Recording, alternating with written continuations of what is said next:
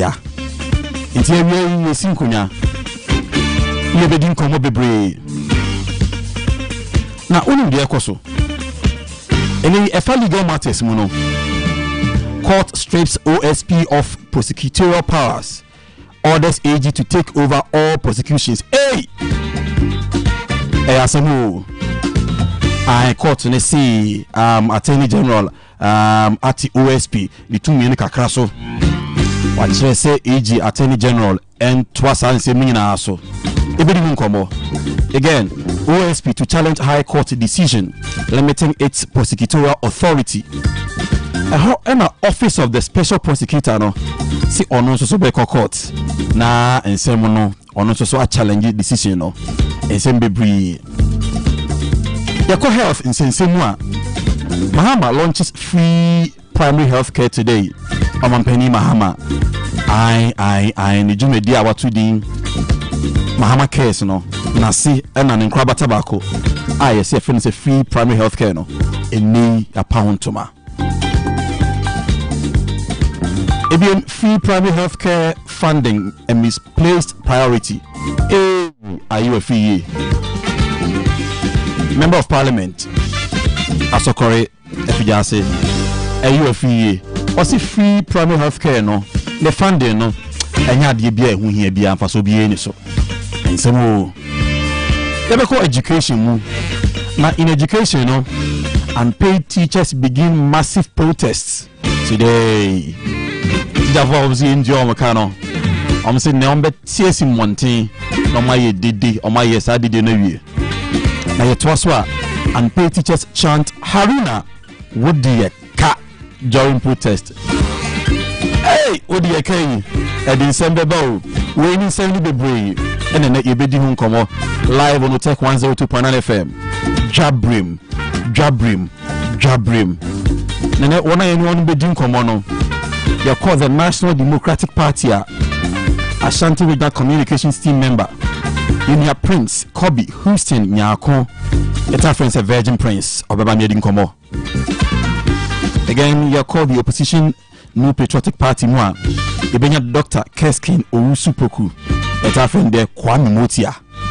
I ono or per se edu say ibi akwanyana obegina na yatono so aba na obegina say communications team and as a communications officer for Ashanti region. And Miaminia Kachibako, Miaminia pa from the CPP, Alhaji Abdul Salam Isa, Ashanti Regional Secretary, the CPP. One and then you bedin komi. Yebeko haman so and men so yebeko haman no so ne microphone so din komo. Na make how say show you producers for the show. Evans, a JC Papa, a Fia Beduke Chwe, any general name Samekwao Kwesi, one and a boy. Now you call social media rooms so swat, any Facebook, any streaming, now ever some more who be so swat. Your team or senior man in Mozia, any team, Kojomo, any team meaning as so bad one much within about Facebook on the Sunashibi. Your friend be my yaw, and I meet our regular host, Dr. Takashi. Intitanasi na yina e monkomo. Welcome back, live on your radio. Dwabrem on Otec 1029Fm. Papa. Na ye say no. I was say ye ko na ye kodin komo. Ye kodin komo ehu hia, apumudi hu komo, enkomo ebeboa. Isan se o wonkwa na wade. Na wonkwa so na yare wo mu a, eya na eyapa.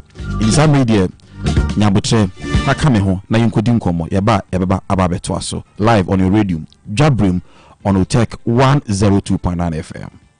Yemuram ewo kitema aso ye na yentumi eni nkomo doc yes sir makwaba afese se na nyankopon de nimde ni bia beka ho na wa ma yetumi wurem adom su ko wa haban mu sa de beya yade ehia kitema obetutu adwane no man for so enyo onu fa hodie na obibia ne yade ekote ye bia no onwen na so no ntie kitema na ehode obowura wa yade na last stop ha no said ya watete wa fa bia no ode ne bowura kitema heba center ho a obedwane obetutu yeni nkomo nkyere etiefo okay Kitima Herbal Center ebia na wonte enkada yene yakofa pada nwanwaso bia ba yede aba wiase ene Ghana omanyina na pada yi se nyame bua na onya bi ewe pe a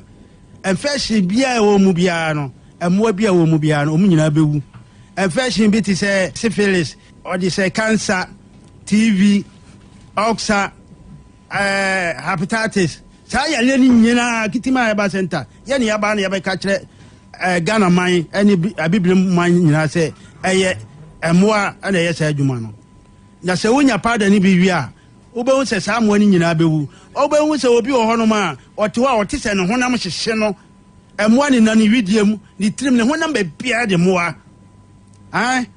ne ho keka no oye ne ho hwanye ye na se eba se ne ho hyehye ne sa na se ohu de onya onim se bia efie mpen abosom bi na ye no na se obi na ato na du me pacha otimi se nipa na se wo wono papa obi abechiche ne mfe ne mfe ne spana ko wo ye no ho hwia chete infection ka ta chekire nipa on wo ba bia na ade kura oye ma ne ye hi kura ne se otimi di nsu akogina wutirim odi nsu ani kogina wutirim a me pacha wo be ko doctor be ka kiro so nya dracoma obo so wani so nyina yo fita obo se bibia be sa kom na wo kwa maman obo kwa yesi koko obo num koko aduro nyina enko obo se ko toilet bibia be tua to ati se kokobo oni wi age se wo piano obo num koko aduro kopim obo wu na yare no wo ho aye Kitima Herbal Center na ba be kire nipa ani Ghana man nyina hu se se wo num nyina infection na sa infection maka kiro se infection ye ntuitino wo ya abo aye kuno se wo nkunu ye nkuna mfiri wo widie mu a me pacha woni nji wo wiase ta kopim so bewu na infection ka se betetewa ebetetewa mo pacha wabra bo nyina ye basa na obi nso Kitima Herbal Center ene aba ba kire mamamfo hu se sa infection mu ai omu ye mu a obetima mo nya ye fun yare obetima nya amo nya tiare obetima ma wo chese wo be kwa kutua ye sire obonsa wo mfi nyina mo na wo nyina obetima ko kidi ho ono na wo ko kidi ho a wo doctor be ka kire se kidi anya problem me pacho infection mo na se wutri ye kura na se wo ye sikani na akoto you are the saying kidi no foforo e de ba be shekura na doctor wonim se kidi dada no oyi firi ho no ma mo na wo ho nti no de mo no be sa akoka ho enu zo mo nwe dada no mra mo no pacho na owura fi ho o twu mo ta o be firi ho me pacho Kitima Herbal Center ye na ya be ka kire Ghana man nyina mo hu se infection no yare we se ye de wo na yare we na ye de wo no yetimi dia wo be ma bia ma ne be ma epie ye no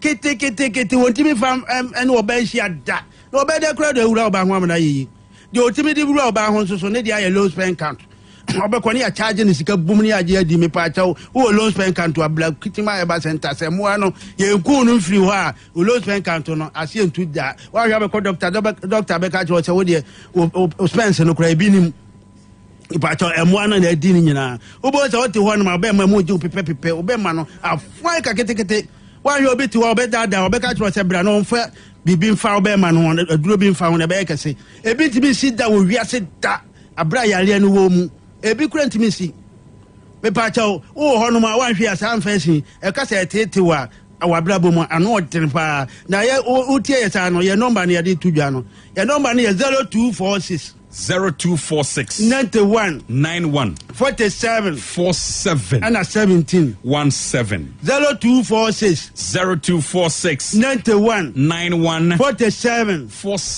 17 ye ko takrade ye 0242 766 278 sense ubiem I 0242 766 278 ano so ye takrade number no na me pa chaw Otec Kitima Herbal Centers nkasi ya di ka kire mo se ye me ka nkire ne ye hwe woni ha ne ye magi usi ka hye botom memo wadufon eti obi a obeba Kitima Herbal Center bia na ni age me pa chaw so wo hepatitis bia e ma obi na ada o bra Kitima Herbal Center maka kire se yale na ye moa eti se ye ni ka nkum sa mo na mfi ho no ma me pa chaw duro bia no we de be ma obekun maka kire se infection se ba uwidie ma yale bia no abekun abekọ yale bia okwa enko enti saa mfa hye mmoa no na ba nipa widie mu a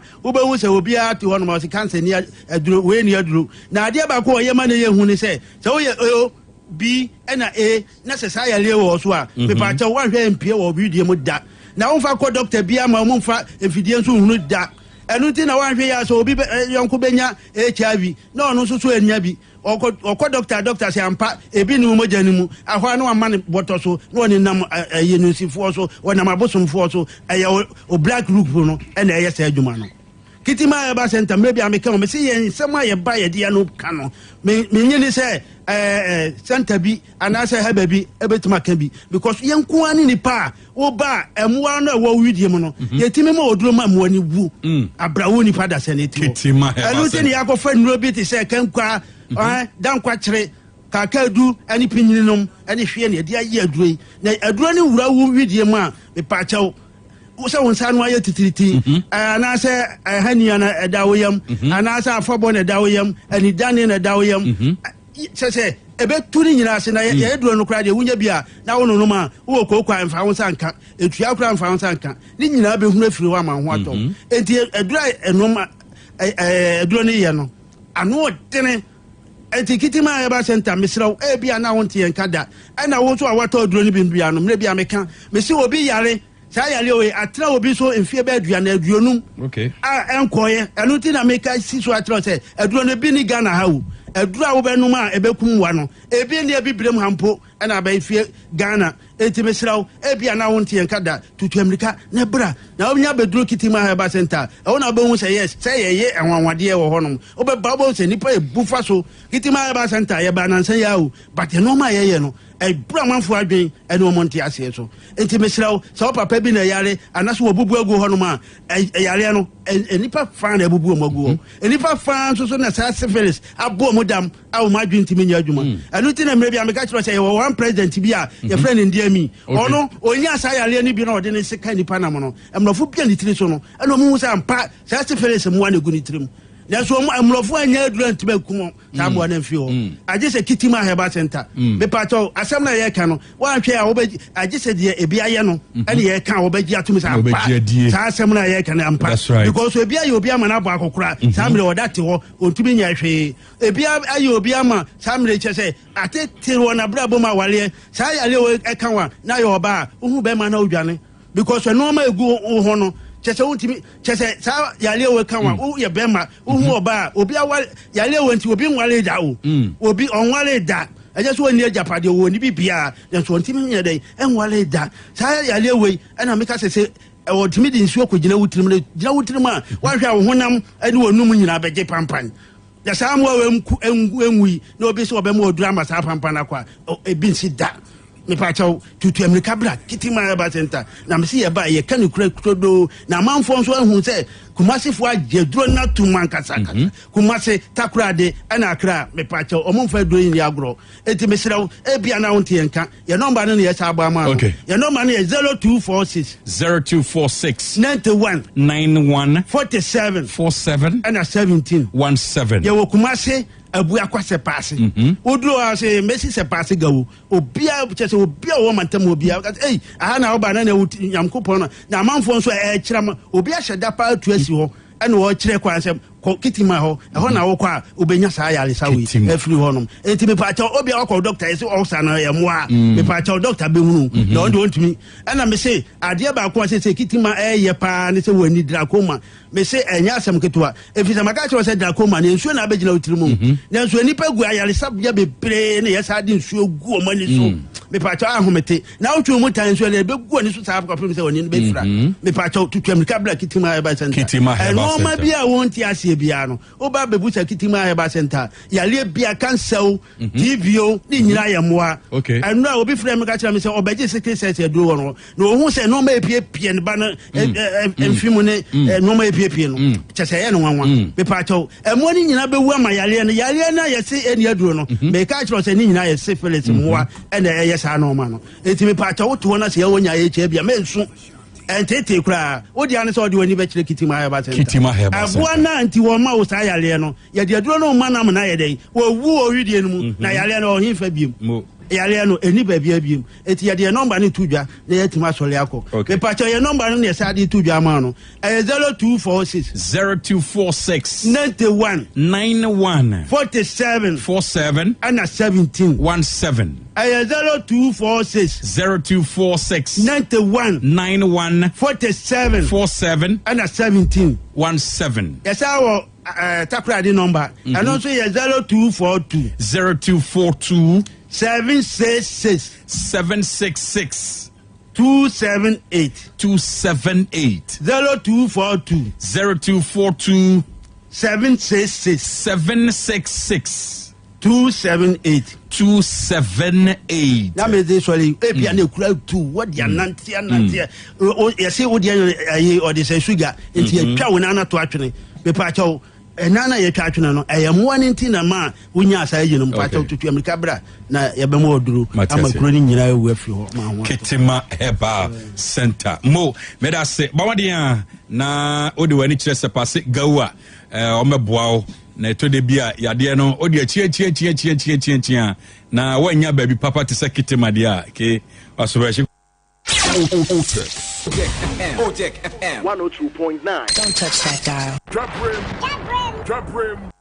Mami money ejuma udan ya ye fe Mira me da se na esomoye no na aka o ano de anyine ho mami aha dan a ya boso fefefe nyina eye donima sea complex ahunu se etoda enua ye de boya dan so no eta hunu anase mpo emuta kokko a eba saa na dan ne nyunu enti o de DSL alloying steel trusses enadia ye de go dan so aba eda bia utumi de go so efo ena enwe na aten enti se o de DSL alloying steel trusses a good dance via now the Donima NMK premium roofing sheets and chancing a boswaka oh natures a jumanes na NMK premium roofing sheets and chancing a Donima diabe yoma hodo your NMK lawn span allozing and the governance IBR and NMK nails emupia so unisika Donima emotrian kakra wenum ye latest producer Donima diaba abeka dadane entimen kwa he kwasafo YF Johnson obenjiare anafre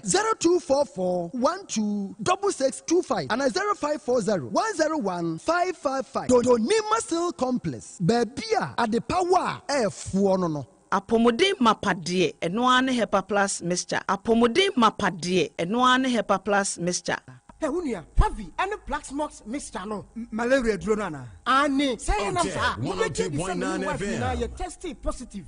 Ya num bie no. Say a ku malaria mo ni nyina. Am ye nyina negative. Ade ho. Won ma wo ye Hepa Plus mixture no. And wodi we nsu aba. Sentia. E wo say wo immune system. Strong de bia. Enti pavi. Support immune system no. Na plus mox no so etu malaria no gu. Malaria symptoms. Say etipaye, afiafie, wonu ato, ahoamra no msa. Achakura 4 days na pavi ene plasmox mixture wanom no etutu malaria na sekura anya sa dia ko hu doctor fra 0542 778572 ana 0542 807907 magie dure di pa pavi plasmox ena Hepa Plus nyina apemfo abato mo manufo ene kwada woni mfie du mienu kan o pharmacies na herbal shop FDA age edwede nkrato yatum me dofo pa me pa ocho by Grace Hospital e won sem kakra bi bisawo da bay pa na wo pa ebrese ena de menyare o nanso me ko hospital me ko ye check up me pese me hu se de me nipadua no akwa internal organs no esi ye adwuma me pese me hu na ho de se de etie me brebo me kidney eye wo sa cholesterol dodo wo mi mu me genotype say me ye AA me ye AS me blood group me full blood count ehia pa say ye periodic medical checkup ye checkup na no na bibi sie ya ye hu ne ntam ye timi ye bibi fa ho by Grace Hospital our lab facility I de hwehwemu ahodo pi ye hwe wanim so beba be ye hwehwemu se be ya wo behunu wapomudin gina bre oni yen kasa wo 0244 97 68 05 bio 0244 97 68 05 apomodin mapade eno ane Hepa Plus mixture pavi plasmox Hepa Plus mixture etutu malaria na sekura sweet darling my beautiful baby. Hepa Plus Mr. Yebusi ya no mama hoɔden aba. Busumi pii nie. Menti asie me do. Tie, Hepa Plus mixer. Enya adwuma ɛbɛyɛ wɔ nipadua no mu no. Afei kra na ɛbɛyɛ nwanwa mo. Aduro yɛ ma general well-being. Abusua pɔmuden ho hia me yie. Ɛsene bibia. Enti me manom pafia ha. Hwɛ, woyɛ Hepa Plus husband. Ye de wa Hepa Plus husband and the one so we Hepa Plus wife na abua no Hepa Plus mixer ma je duro di pa Plus box and na Hepa Plus nyina apem for abato mo manufo enu kwada woni mfie du mienu nka ho our pharmacies na Hepa shop atufo mfrɛ 0542 778 572 and 0549 297-463. Hepa Plus mixer mapobudra mapa MD aji edwede nkra so ya Miss Chania Bisaheba capsules. Madame Fieni. Hey, and to what you near and what's the said Bisaheba? What do you say? Man, yeah, wouldn't be. And not dear, for once, my jewet at Dusaheba Messana, who come from Mammy. Oh, my number 1 dance. Miampa caneno, Namis, Namitrina, Chicheme, Nami Coco Yadia so teach me. May no more Dusaheba Messa, and the Maya free. I do some radio, yet try to deal with you. Now you watch it. Yes, it's a young cocoa rock as Miss say, a person chronic you want to be repeat. Sanya do say have a mixture and come a woo. No, she, what don't I cry, Miss Mabua Pasu? Nan say, dear, Ujina Brand. A fire do say have a capsule. No, say, some Mijina, you was a me a Bamamua. I jenny, a young crap. I do some way, oh, be to me. I just a painful. A button I won't down for anyone I wouldn't fit to me. Come on, say, at a phone out of phone call to say about Santa in the clinic. I was swimming macro. Go filling station down Wemu. And the swim Pentecost I saw down. I feel and then I have a shopping from a CPM. 10500 110 115. I do Sahaba, my dancing. Otec 1029 FM, the pride of Ashanti. Dwabrem. On Otec 102.9 FM. Yadamasi mama kwa babiem se money atena. Na some be bedri there. I was say reviews, stories on reviews on kakra ansana yetimi atwa so meka was say aha ayi Dwabrem on Otec 102.9 FM. And then munya bema ya mitina mundia ma mwadi nyina Dr. Kashi. Professor Akwaba. Abarima, my juice wenyado. Hey, Prof na he said utun shen. Ishrankwa. Oh, sir. Ishrankwa no. Efenya mi ahwehwe. Na, almost say oma mutun shen nyina mu iska. Oh, mu nyina iska Ghana ha no we iska for me. Obi ati nutrition. Obi ati nutrition. Okay, you're listening. Oh, so na wa na nado tri ho. Nanado. On ba we tri ho. Ana me aka so ho mi tri ho. Eba almost mu so mutun shen mutun mo de ana. Eti mu nyade. Eti mu nyade. Wow. Eda nyame ase. Siga. Sir. Akwaba. Yes sir. Na obey stories I said there usisi we need there. And say metaphor. Me no bi asem. Me no bi twema nso na da bi o Facebook no. Me say me kura me mani. Okay. Kila guto kila lomi. Akwaba. Yes wie na de modaroma mo na mbeji me baba ne yoyoyo. Na me de kwa kudru ma me sha se fi prof hey boss sema etwegwa ba fontin tafidie dus na doso pa doso hanya sam ketwa na uko otecfmghana.com so ni mo benya bi na ma kenkan na sisi no I was aban na yese fam go bo ba beti so ya o mukọ cabinet meeting ni kra no wahye na ese nkyeremu aba ne se eto bi a eda fam wo so se de mienu.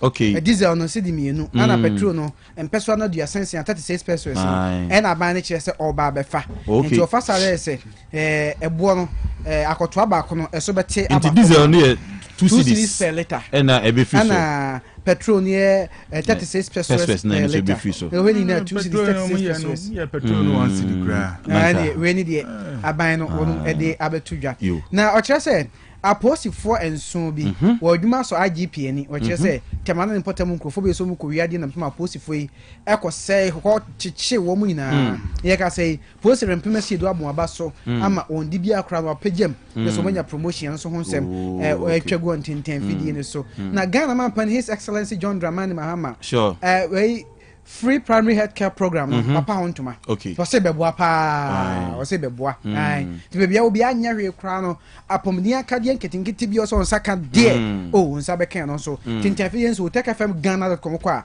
obenye bi akenkan okay yo na another high court one kind ekwasitina na asetino mo koye no ni nyina ne special prosecutor office no ne hunsem bebre nyasem ketwa eche fried rice muniema na ene high court kwa asetino wiye no atemu de buy ne say special prosecutor office no OSP enye nipa na say special prosecutor office no what say office no eni hu tumi se onunko a etimi bokọ adu so obeye nsem bi hu hwehwemu na afi no apagya asem no de akogina court no bokọ adu ni again wose da bi court no che say OSP is omu se emfaso bi ani office no so ani omu ana ki ntwemu nde bi asa omu ne se emfaso ni so ana anya bad na che say when say Ghana hana no bibia ye possible bia ye possible ade ne nipa no betimi aye pa but political interference ne ade be fifi nchenchen bebanti no na nipa no so okoten kra bu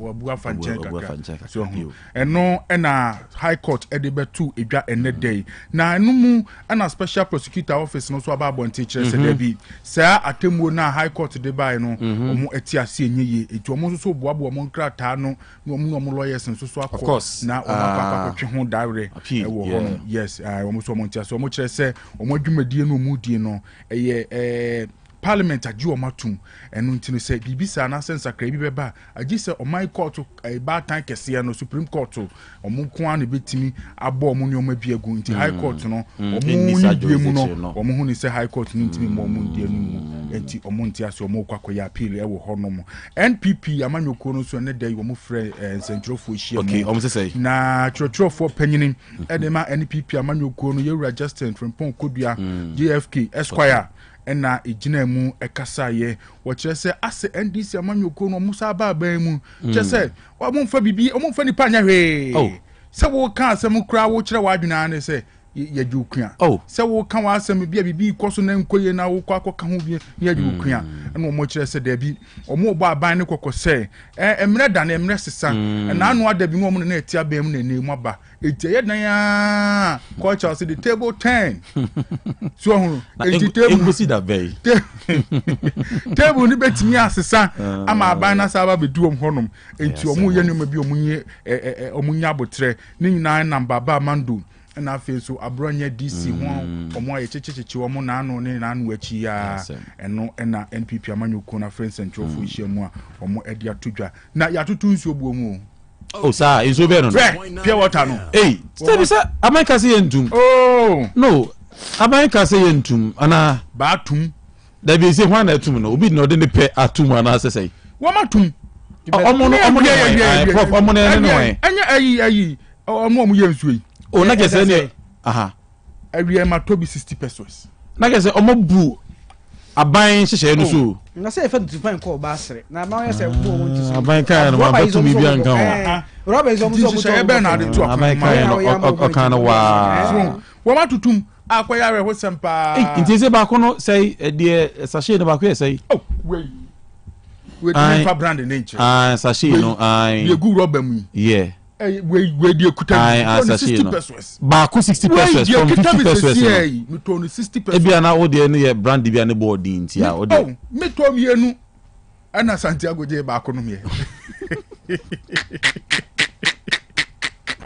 60 pesos just baby am to no kra na e senka cheseka ohun mi ko kra no ka se ya tum enjo na dey he the mami enum no Facebook no so live on Facebook obetima join your Facebook obo say the mami no enum ne de no na je say amwo hu no say say the osi enum no de je say oto no 60 pesos ampa say we mi ase ni nyina ya ta be rubber ni na o ya ton to rubber ni ntwe say boy anya asem keto 60 pesos so hu no oye o say aso but seriously then they are going against the government position because the minister about Monte because say yeah monoma adena any nensa na kwa make bu be ne kire wo okay fire si pe nshan be any emfa no hu nko ba sere da bi o ko hwin kura wo so be sere ba ayi kuta ponchim yensa bi ni ade a ne hu se ha so enti anko ma nei any esike to kwa be papa o to kwa be papa ti ane ne bonten so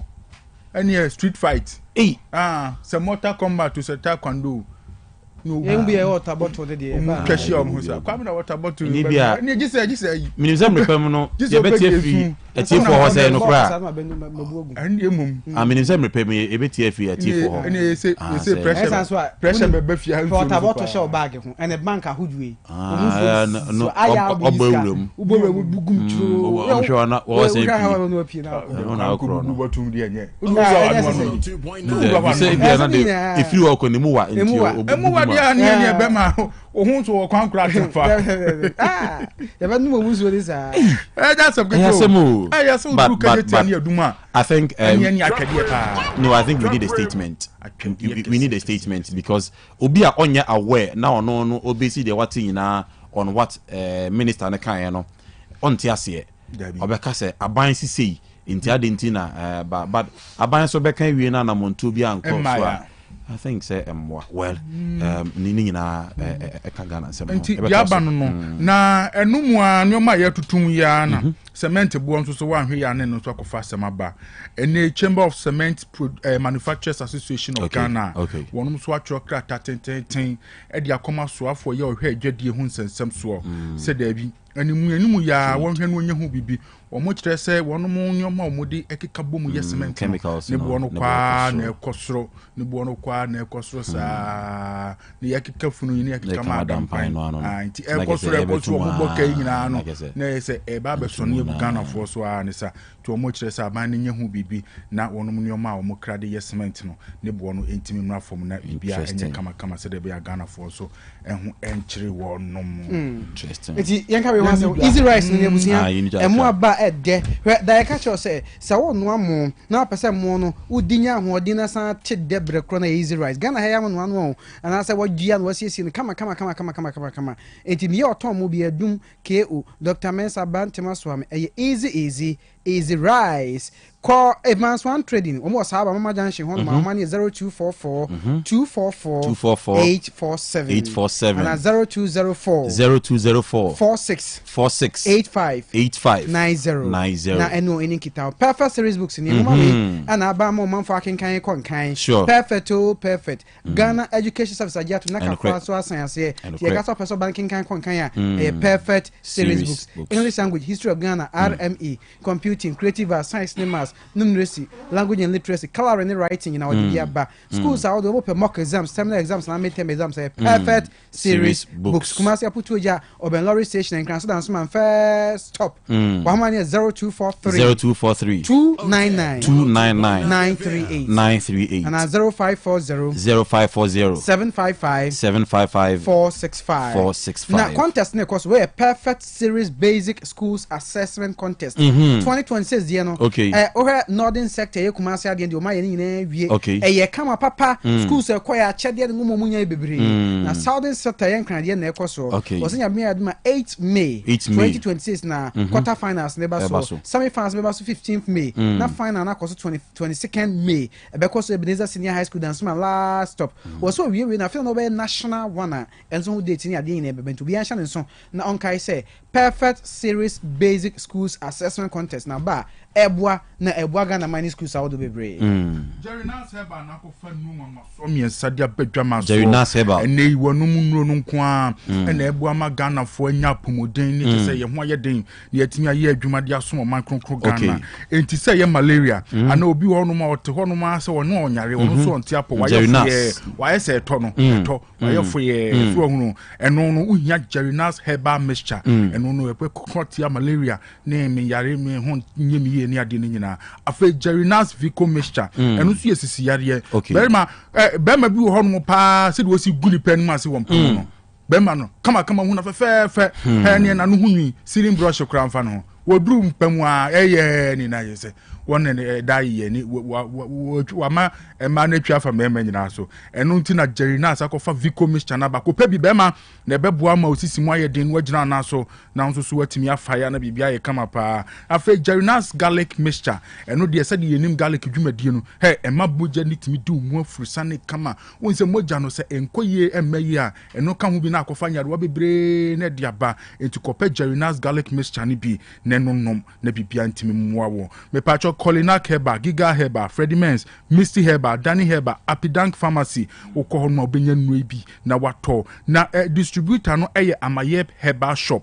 Amayep ewa Abuabu Station. One ma homa no ye 0538 484411. 0538 484411. Na woni Amayep edi enkomo. Na Jerry Nas ankasa yaso ye no eye Berman UGC. Ye ben DVL hono mo. And now do obo Otec FM hanum say ya oba to engineer Charles. That's right. The OPBA o Jerry Nas engineer Charles. To ne papa ni na twenu. So the Charles. Etuba ubenya bi na bibia kama. Na Jerry Nas Herba so ahoma no eye 0241 81 46 na Jerry Nas etimi ajo so na bibia so aye kama pa. Amansia Rural Bank PLC ni o dende wo mu diskaba wo mu cheche ko no mu ma bi ne fa ko trewa adwuma mu na enye kama pa na mi se aja kwa ne baako maame baako ne nam omo mba no no di echi na mi se bibi betimesi enkrata asem ni ade bam ni sensansa eno ba ne ni ade se amansi ama ne bosia ni di odi akotre ni nyoma mu diskaba no ho wa do ka bi afa no ono ewie wa vi fresh yogurt be 5 ono ko a bi a meat pie kan ho calculate sikaba enti amansi de ane de wogi ayebokọ asem bia ni ho amansi be bo ade wo mam ha krom ha sei emfishia dio how many years did emfishia duana 40 years emfishia duana eni asem bia mo da hu omo asem no ba bia ne chese makoja boso de aboso de ana omo akoya ye adama nyanka ne mmobro wafu eno nko anu omudwuma omudie na wo se enei wo ba ho no ma say ye savings account say ye current account ana susu account wo ba bia ma na bibia ye kama bosia so de bosia bia omo ma bi say ye microfinance loan funeral loan eno pa na ya na ehia eye ba kwabra ni besusa ewo na nipa na wu ne ha radio na chese ha do no eno so akwakoya se enti kwamanse no mo funeral loans ne fa kwakoye adwuma afa susu loan so wo ho ye se susu no de to no kakra be se bosume ba ko bosume mienu ni aka bom ska gari ska bonta ye de amount je fa kwakoye adwuma na bibia enye kama commercial loans wo ho wo ye adwuma ye ni a wa ba ahomigye no ene wutifie bosume na ba pe kakra de ma upeske bom na dia yi ko amanse o mbema bi na dia kwa ye so hunu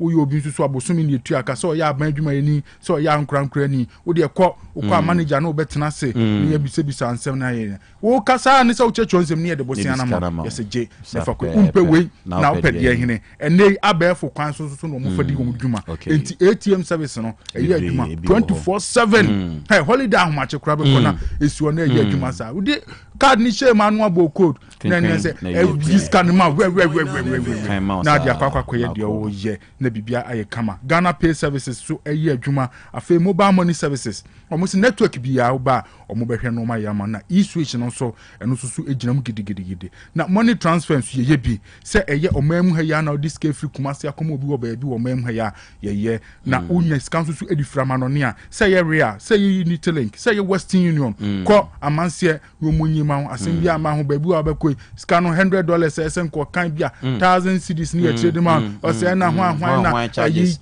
na production obwa amanse de na ntesa sika de mane wo no pepe ni e de kan mo na bibia aye kama e wo ho no o ma so e ne doso anto akrom na asoye kese no e wo manso nkwata butu manso data no santasi opoku wa refum wo omubutu no ahodwo atenga junction Roman Hill Kote Station ye wo ho afei manso adubia bia anwan kwanta oboase kumase kwantempon no so no yebutu so uwura mu obekwaya bekwaya post office ne champe amanse ebutu wonu ma wonu eyi adwuma akrokari so omo akrokari college of education school mu wa teacher for monjilo no monye mufanya nioma so hu na muamu afa so fola nso so omo dia be driver for no eti transport terminal hono ma driver ni ko ho omo ma lo na dia toka na kada no mo de kada fani pasa ni twitwa na enye asem so ukokumas Anglican supercars so a unum ho se wa no bia di entino ubehu wono e ho so ukwa amanse ho no mo yi adwuma frɛ wonum na no mo nim komo e wo 0277 599 442 0277 599 442 and now 0501 646 414 0501 646 414 na amanse Bank PLC ene unim komo isanse wonom ena eye usika semu boafo ma papa ene wunya ska didwa ni ye na nkone nam kromu mo sika na wakwaje no kwabrane mfane sanko shobotomu nkoyi dwo bema tina fie eye boko abapa shopping mall abapa shopping mall eno kwa na edididwa enti ene die na wo pe eye die ba die say electronics phones air condition TV fan kitchen nyoma say ye chensen say ye sekan so ne ye na wo pe abewaduro ne wo manyina abapa shopping mall o makose saba na eguhonum edem nkonwa ana office nkonwa washing machine portable o makofa ko to asmo bo biaba oya ayi akwara nyame esu wonu makoto yes esu akoto bi na adwuma bebo no timi si blanket ni ade nyina esishu nyina na utu wo hu na afi utu wo no na wani age na osrese ne bo anso nye den etibo moden na hwehwe abapa mall e wo www.abapamall.com www.abapamall.com www.abapamall.com so hu na enwano no una udem no yesan so a se we use Android phone ko Play Store we use iPhone so ko App Store we hu Abapamall si ebutu so no download afi ni o ma na yiba say sa o tin he ni o ma na no ani so blu na afi hu de wo tokra tu nya abote na hwehwe mu ya so nya abote kozongo a na nya abote padie tu hwehwe mu abon so be nya de kama na bibia aye kama e de ama e bia na wo pese wo ko ye office honum na wo anso du ani ko hwa de bia eno so akonya ne da honum ye water for 3 months Saka park no so an hiputuo freyen na eni enim komo ansa na abeba kura wa ba 0509 kafra 0593 386 133 0593 386 133 anasa say twaye ewo ahoma we so 0509 391 848 na chese oni edin komo ebi so ana bibia ba open live band papa mi eku nyuma e ba plus ekumi live band Hepa Plus live band ene ebonyum no na sa akuli pepe no nse matone bedi mi akoto ayi na se skapa to no de na to akuli pepe tebu si bosi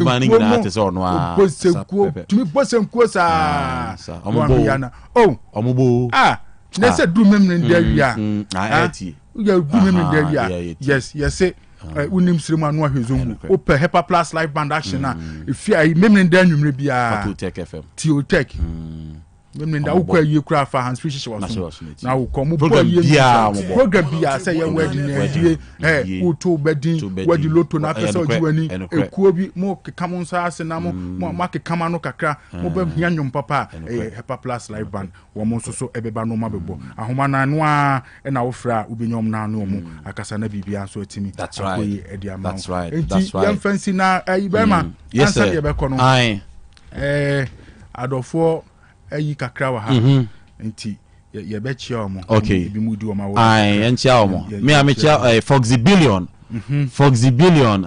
Foxy ana antigeti mini sesa me obi mo store ha obi a 80 nti me dase yes okay yo mama me chase na menye mama chia etie4 ba ku mienu a omudi omo birthday nti say ye de be ya na je say me ye ncha birthday for no and 10 kra na intimi enkoso live on your radio Dwabrem on Otec 102.9 FM. Mama Shasie, happy birthday to me, my brother. Happy birthday to my brother. Yes, my brother Francis Esiama Fojo, aka Darling Boy, at New York, USA.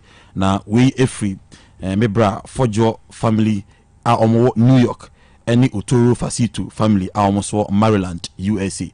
And a special happy birthday to you, big bro Francis Esiama Fojo. I Tafro said, darling boy. Today is your birthday, senior bro. God bless you so much. Why? Now the final one. So Mia Foxy B. Happy birthday to Arantie Foxy Billion. Now Foxy. Yes, Foxy, Ebedin birthday, Foxy, or PZ. Foxy, happy birthday to you. Thank you so much. Now, Siga? Yes, and to say, yes, sorry, you know, a special birthday, called Yama Christabel Nyamiche, and they were what Danyanko show. I would add Yamunchia way if free or boys kidu. A honum eneba or see a mountain quan and countries in Yakupushana on your kese. Happy birthday, Christabel. Na kese pa bako echo ediama Tiedinio Honorable Amo Mensa Mark. Oh, Abrante birthday and special aid to the Kumasi Mayor, Metropolitan Assembly. Yeah, Arante Amo Mensa Mark. So then I contano. Nama contano. Now I contano. No, Missumini, I don't know. So Amo, I inside do one with dear friend Jasa. Okay, down to earth. Open and once and they will say NDC Amanu Kuni Bima. Okay, Nona essay contest for youth organizer. Okay, for constituency.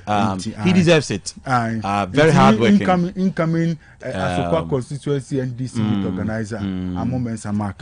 Special aid to the Kumasi Mayor Honorable Zuba. That's right. Of course, says Obra Penny Alfred Amo. Okay, Simeda. Okay, Simeda say you're wishing in Yaketon. Nice one. It's very much. Yenya Diakana from sure. But that's a pa on Otec 102.9 FM. Dwabrem suna eni yawa yedin komu na edanyamiase izan say yebon komo na yebon komu die e wose ekop na apomudi hon komo so no yedin kakra nti yeba edi apomudi hon komo ni wie pep yeba ya na yese dwumadi na say live on your radio Otec 102.9 FM. Dwabrem yenin komu imra Hepa Plus Pavi and a Plasmos Doc Mwakwaba. Yeah, minya. Na mpom te say Nyankopon adom. Ya do body ase. Yeah. Ya do body ase. Hepa Plus Pavi and a Plasmos. Eduro no sisei ehunye den. Na course bi badok sisi eduro no ho ehunye den. Na dem je yanka me de kobo mbra no.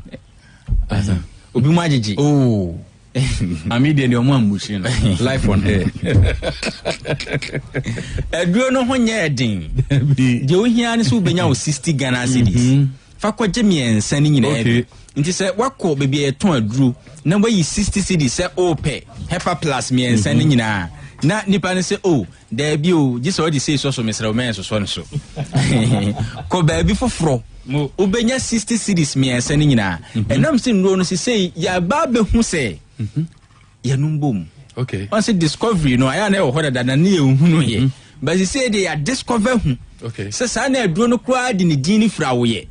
Hepa Plus. Yeah, Henry Hepa Plus out tight no. Pa ne Pavi. Okay. And a plus near Plasmos. Plasmos. Nti se okwase wo to Hepa Plus. Make sure see amount me ensani nyina bi. Okay. Na onso owo bi no atumi agina yi. Yarwe na mframem. Yenom ema hoden. Entene ni pedua ni. Na obi wo hono se me nyare ade nti na menom aduro no. Etese wo twi cycle no.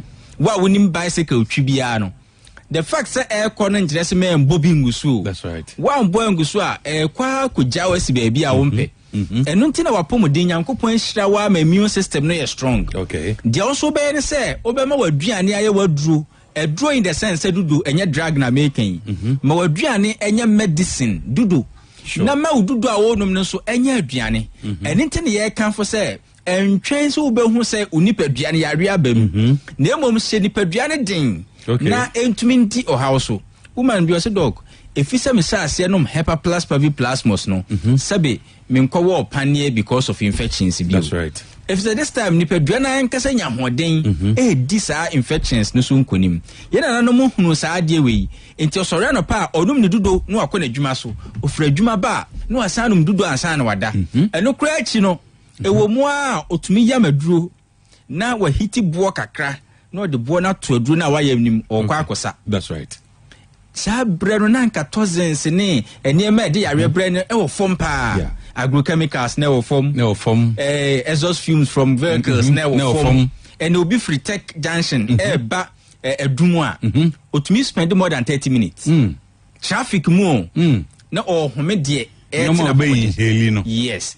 Ba hepa plus pavi plasmos be boa mo wanya hoden anything na obi o tinom hepa plus pavi plasmos edi adanse say me menses na emma no sisi e be yi sure me yefuna na emu ya me ya pa no sisi no me ntisa pain no me a na me ti etadwa me kenkenken ene woni e o mining areas na discover bio omo say enye painkillers ne solve o say dust ko mo tumi ma oti oya. Oh yeah. Exhaust fumes diesel ne ade ko mo oti oya enti obi o ton aduane kra obi o ha onyan heli ya na activate migraine. Yes. Na shase enti obi o ton aduane kra o site no. Yeah. Painkiller she no those times but then the guys na hunu say o man well be ni gina yi a o hia painkiller boost immune system no a eti anopa odru ho wa no ne hepa plus pavi plasmos no a peku bensuo e dia flash system. Okay. You want to odidi onu musuo na odwonso na e cleanse no. That's right. Opo adwuma no asanom hepa plus pavi na plasmos no a peku du dia to echi woman bi say ono cry say say no so yo oton aduane e o manso. Okay. So no no pan boys ne no man no so anom omupon no de kodu tu akira no so de ato akira and onum painkiller bio sense oye sa de man so de ohia hepa plus no because a free mem edikusi agresum on say hono kwan nye. Yes. Edikusi St Martin's Hospital na ni popeye no asa na watra so akọ da nyina nse all this hono nyina kusi adubia. Wow. Hot podia kwano podia ye kakra. Ne free mem police barrier how be see mem junction. Na wasa faswa afa be see Yaw Owusu abesi agresum e da bi kwano nye. Ntino Herbal Plus no paro Nyankopon dia be cheyen. Yeah. Wa wo de duro so obi se me nsai mtititi me bi pia na e wosoro me de duro so nso me sugar levels bibia no enkofom ma well being engine ye ne. That's right. O menses ne ma well being engine ye ne ehwe awo ni mo atwe empese bakra manipadua ni nya hoden ne ehwe ade udware wie na ho keka o obi ho no ma bribio ne de ne to ase o de ba ma ye ko hospitals bebre ma muja papa ndi afusane ne ehwe se ubenya sa pen ne bi wana me numbers are all frame. Okay. Na hepa plus pavi any plasmos yet to me edi hun komono 0542 77 85 72 0542 77 85 72 and 059 13 67 898 059 13 67 898 se owa manonia 0542 807 907 0542 807 907 na mesre say eduro no nam se mana ye available na esanso ye affordable no. That's right. Anka be ye abosumi bia no want me kra ba akon de doc enko nipa bia mu frɛ unua bi oba bi mpo o akwantuo mu a frɛ no na kyerɛ ne sɛ wanya hepa plus pavine plasmos anoma ana onkwaje miense ne nyinaa bi na ɔma ne mfa nipadua ni ma nipadua no ahoɔden no engina yi. Okay. ɛne ntina ne boɔ no nya den miense ne nyinaa yɛ 60 Ghana cedis. Yeah. Kwaje bi na hyase sɛ ononom na obi wɔ hɔ no ma de yɛkan nyina yɛ chingifo o na doctor yɛ de yɛkan de na se menyare de ntina me nkɔnom yi aduru na se yɛmfa me nto so manipadua ne nya ahoɔden ansa na aboa to ho ye nuane na ankasa ye how kase o papa yen so yo how kase onim kwan fa so breye empo yen offices ayete no how many times and some filters air conditions no ano ni asem no ni ye humi koyemu no bi sneeze no bi yone no bi ye okay what you say ni nyina humi ko mu microorganisms enti bua oni padua no with dudo which is Hepa plus paviplasmos. Hepa plus paviplasmos. Fearsome 3. Fearsome 3. A doctor for nom. Yeah. Necessary nom. Presenters. Then enye easy say dog. Presenter ebe nom edro. Debi. So presenter pa ebe nom edro no ahunu die wom. Oh bre. Afa drivers so nom. Obia na nkakane on sedam peheba no this time Hepa plus paviplasmos dey onum last man be say dog o kan say ye would doubt say betumi anom aduro no a yen edaduro so no ye betumi abisa yen doctor no also friend doctor o kan say menye aduro bi na ye Hepa plus paviplasmos no metumi anom ana doctor say oh I say aduro we dey nyina ye num binti say o de aduro o betumi anom me kra na say me ka kire oda say onum ka ho ebe ma ho ayedin. This time ewo acceptance a woni ananka kane omunsheda nye okay with eba safo ni nyina e promote ko gibi enom obi wo hono ma ne doubt nyina ne say de all candidate dey kura na nye no kura mesrew so be kwa kopra ewo program bi ase na vast day bi ase no eni anka mani peduani nya hoden ne nya no moro so eno kura ni peduani nya hoden na etise de waboabo hoden go be yes eninti Oyo bema ni bechire bia no uginam oyo bema enkoto so called memedru dabi emwa last time me kasi me friend bia o konfa no che o se mrantie ni bapa o na so be dey o so mbeba na ejigina so enwudwu bi o nti e basa acheche di open moja rodo no mo so se ejina so enjo no mo na adwo ama o atiakem ai se wa na o pe alumo jata wa na o pe atiakem enti so bukwa kono maduro ma na gina so saade adai na o mani pedua ni nya hoden. That's right. Eye Hepa plus paviplasmos na wo pese wo hu se nyankopon wo tumi nyame wo tumi o tumi o pese sa na oni pedua no wu ye na oda so tiase no o de fa kodu tu akiri ni That's right. ene de opompo ma de kodu atu akiri necessary ene wo pewu necessary ti se obema bia me manakonya ma onkoto nsadin dabi ma onkoto memedru dabi one de onno medru no fo na pomuden na onnom bia na onfa kodunum entu akiri asa nunu kra mema no ton kra dabi ameka ho asem ema wakoma kra bobroso yes ema wakoma no bobroso yes na utumi num akoma ntumi bobroso ama oni padua no afo wa hwe ni obeye ho hwe enye yi obeye ho hwe enye yi. Because speed, the rate at which Akumane Bebono, you can't stand it to me. When you pay the almost enough, you are better. Akumane ye Juma Brusso. Wow, your bad Sansua. No, yes, no, Obimo de an edge and so enjoy. Yeah, Juna Mong, Akumane Bobrusso. Yes, I'm systolic swak cosro. Oh, your bar, also per se at least, who appreciating the panel. What I say, and Kofa chemical bianco. Okay. En fa bibi nko ho hye o pese nenti atadwu wo ho a wo hu se de asi achi atadwu de wo hye se atadwu awo a na wo kofa creams ni oils ni ade na akọ ade na wo nom Hepa plus paviplasmos na on fa atadwu entu achi na on hwe ade tutugu anum tutu painful di ho adanse a yo mewa young girl also try na hwe so ntumi wi atadwu ni kro bi so me dem wi atadwu a metekrema so betwitwa ada na on blend no mungu akiri obi kura ho no ma onoma oba o obetumi aye ni paste yes TTD de ikodu kakra fra de kube ni nsu na ye ne kama simple enu no nyankopon de akyeen ne bu onye den sister cities miensa that's right ko GBCC ya na sha sese oni abusua no enom na dog obi a otie Otec FM take advantage. Ko drugstore pharmacy over the counter be a benwo. Okwa akwaje Hepa plus paviplasmos ni binom. Woni abusua ni nyina enya so mfaso. Ye ma ne bo ne nya den de na wonim no ano. Miensa no 60 Ghana cedis. Ye woni nso ho ye woni topaye e wo honom. Kwaji binom na hoden emra omainim. Na me personal lines so na me dey man wi. 0542 77 85 72 0542 77 85 72 and now 059 13 67 898 059 13 67 898 now manonia 0542 807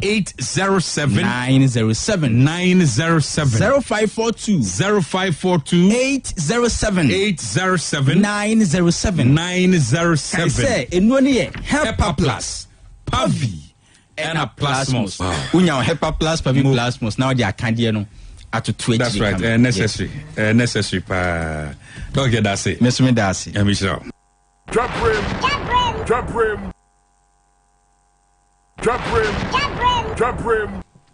On Otec 1029 FM, Dwabrem suna yesin konwa yedin komo yi.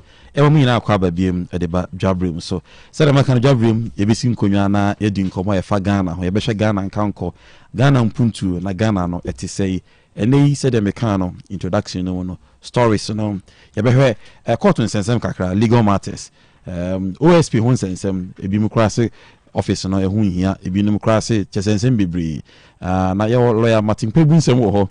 And lawyer Susu so ensem ho efa ho na ye bididi nkomo nene wonuma ye no mo hyase edi nkomo no wonuma mo biduru ya me aminua from the NPP enche senyame ya adom na ebie kwan na oso be stress etu ahene ne esi ahene ma ne kwan na omeye communications officer for the NPP in Ashanti region me aminua Dr. Keskin Owusu Poku omutafeno kwami motia inti Kesken wadaroma akwaba biri ameje so wadaroma na wi bibia boko nyamya dum na de no fro kwami motia na to be a media for ni bi so omonti ase na asebia bi so original ma meti ansa na wonati it has also motia suban no enokre aso ba bia o makoti trouble po no wa de ka just one freak screen yi the man it's at time bucha no ba no hona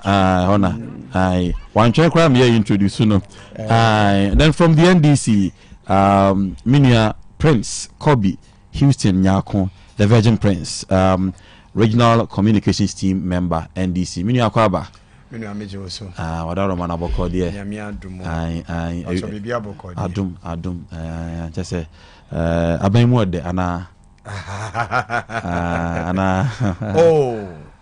waban wo power President Kufuor ne kan great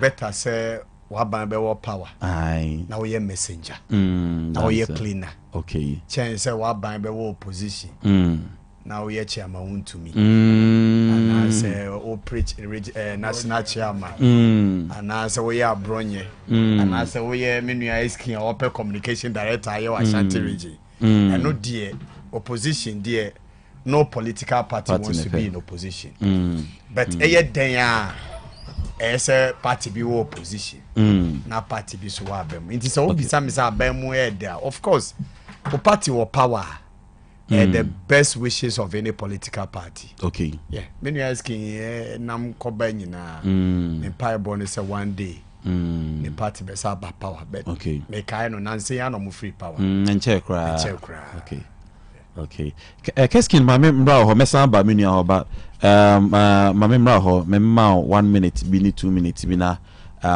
kasa kire etiefo ne MPP for etio minim se ye bie kwa to ho a opese wo de ho si wona wosom party no as a communications director mame ma 1 minute bi na kasa kire etiefo ya san ya ba meche etiefo nyina bi meche asantema kura na ebo dia na ya sorry ya sentra Emao.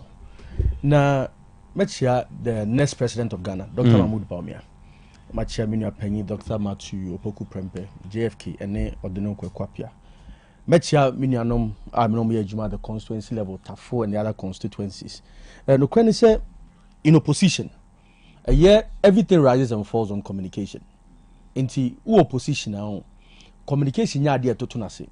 You need somebody or take communication as not just what say or agenda setting as because communications mono me kai say brand your power to be our banner who topics am be discuss you be na set topics no you have no hand in it timbe wie no as you are chewa ma be points in obi game who he be otisa dem na say I know he be a good relationship with the major stakeholders beyond NDC4 MPP4 callers host4 producer I say you be okati across and you be outside very much level headed a bad level of intelligence and research ability that should be a given what just say and I say you be so what demonstrating commitment and then some can you know say so set agenda set human relations no and you kasa you why you be there or track record that whole and Anna is humbling say over the best 17 years I media party communication no almost everywhere media ni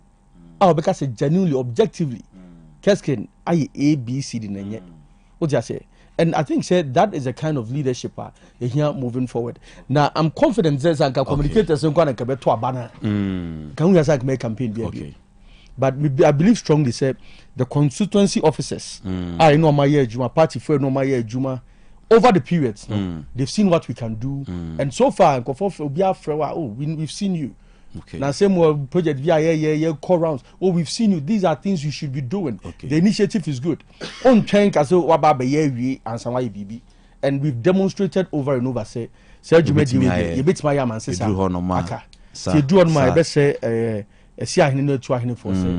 party na Juma as communications director for Ashanti region yate live on your radio Dwabrem on Otec 1029 FM Dr. Keskin Owusu Pokuna yate nken na mamin ko me so me ko bi nti I mean my mama so 1 minute and I that's nice me nya we great me ko be I'm privileged to be a communicator for government in power. Okay. That's fine. Because Yahuawa Kaminua any party opposition crown or person year communication director. Now me party war power. Yahuawa some communicative for that party. It's a privilege. It's an honor to communicate for someone like President Mahama. That's true. And Her Excellency the Vice President Professor J. Nana Opoku Yes. Intermediate communication na me ye no ejema hoawa pa na ma men kanchire etiefo say aban ayi 2 cedis okay if diesel price so the driver for trotro for ene mo am use cars I use diesel no aban say we 2 cedis free so or the cushion yen against Iran asama ekaba na petrol so dey we say petrol na ye 13 cedis ti aban say we 36 pesos na free so it yeah per liter alaji na omo yema akwa ba 36 pesos but diesel there 2 cedis per liter inti aban it may ye free so great aban ka so obekushin paso so President Mahama there enu na ya wo communicative for President Mahama enye yawo o kaso be ye bibia oh yeah that's why I always love communicating for him it's o kaso be kushin Ghana for no o say for the next 1 month there o be kushin ye na ya hwe oh yeah ni a share o say after 1 month no ye be obesa review depending on the condition war Iran and Israel for it's immediate we asamde okay ema omo use cars over 3 million cars I work Ghana ha asamde maye asamde maye a full trotro taxis at least yen you no hinting say ombetu lorry frame but with this cushioning, I'm not sure say they will have any justification.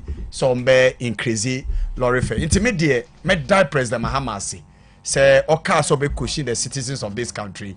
One fa anu keke. But audio say ayo. Intermediate. That's an information. Virgin Praise now. We didn't say just by the by now. Now are we aware say VIP for come out to omo bus face mo? Omo two. You see, me sometimes. Mekadebia kind of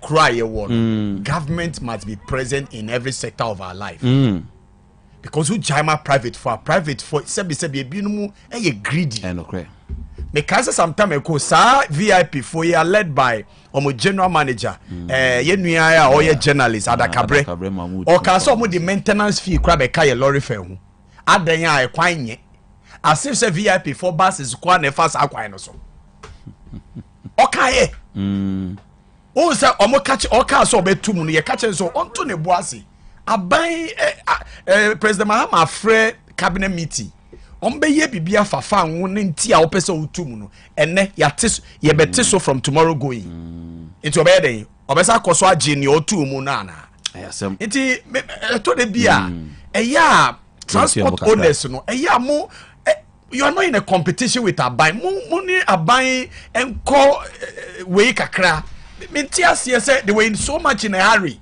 Mate. But okay, said not diesel boy for many months. And no the amount is so. I know the amount is so. But above so kakra within 1 week or 2 weeks, but VIP for some of the mutum. Mr. Romwa. The reason why they gave some mutum is petrol boakoso. And yes, and yes, idea. That was one of the reasons. That was the reason. One of the reasons. No, that was the reason. No, it was not just one of the reasons. Because Ekwaya namusu ho. Amasa my Ekwaya President Akufo-Addo the man contractor. Sika ni ho omoja okoye. Ekwaya no by this month ending. Ekwaya no contractor ne be Maripoma or the be ma aban na tese we wie na juma. Ekwaya no na tese ya ye ho kama. It wouldn't reason behind to be VIP for so mutia Adakabre so mutia. The reason tia oma say 1% o increase you lorry farm matisa wa increase you no mesro se sia yes petrol diesel bono abanya at 2 cities it 17 cities our 2 cities e be kai 15 cities me boa yes sir Jimmy ababa aha it aba from there any Adakabre did the needful we a journalist do the needful you Adakabre also do the needful Alaji so Ababidru from the CPP the regional secretary for the Convention People's Party, Alhaji Abdul Salam Isa. Alhaj, Akwaba. Wadaro manampacho boko die. Yabrado mine. Ewe die yenemu na yedi nkomo. Kakra yetina mama ebusuafo. Jidise bibia boko die. Nti epese ye hyase ne asaba. Nti mekọ kobi ho na ya hyase sanse ono no wa aban mu ne nhwe OSP ho sensemi ho na ye hyase afri. As a court strips OSP of prosecutorial power, orders AG to take over all prosecutions. Again, OSP to challenge High Court decision limiting its prosecutorial authority. OSP ruling positive. And lawyer Martin Pebu said they will see OSP ruling positive, but issues remain unsettled. And Medina MP lawyer Susu also say High Court decision on OSP could undermine progress made so far. Virgin Prince, OSP Hunsen Semi, do we think the office is even still relevant now, looking at what is happening? Mamincha ye tifo, on some common shas and an air dainty. Yan Chiomumpo, Namincha Minia Eskin. I wish him well, baby, all person or corner. I wish him well, Panamincha Minia Laji, or no so, me who na checkakra, Timichiano. Mami so mfa nchiaso krofa free honorable Isham Alasan. Okay. On say honorable Isham a original organizer. Sure, papa. Sisia opeso ye original chairman. Oh, okay. Hey. They be ameka. Ye was strategy ye the winning election. Nana question maybe. Oh, me pacho nana question so war race no mo. Ye was strategy ye the winning election. Who win election so we are ye was strategy ye maintaining. That's right. The honorable Isham Alasan say opeso ye regional chairman. No timi boa NDC party. Ni timi maintaining ye home in power for the next 24 years. Nice. That's nice. Itimi sremo asia hini for mo NDC mu. Or was starting mo kasa. Muntie na asema asopem ne dru ho a mato abama no. Na onim say your regional minister. Okay. MPP from person Dr. Frank Amwakome. So ono na ye regional secretary. Ebe ye kakra no so di na adwuma bebe. Ontimi sam bebium. Enti ne ebe kan say ye wo bi opeso be si na nem. Eye lawyer Samuel Safoduku. A obi enim no say oye communication director for Kumasi Asante Kotoko. Oba Efija Secretary East dia. Ono na na ye president parliamentary candidate for 3 consecutive times It is a CSO there, or a board member for National Sports Authority, or a legal advisor to the sports minister. Ninyina, or say a legal deputy legal director for a legal directorate. Lawyer Safduku. No? Yeah, lawyer Samuel Safoduku. Or person be DNM as our regional secretary. Okay. Dr. Go lawyer Camp. Lawyer Camp. Asia hini for sena mekano.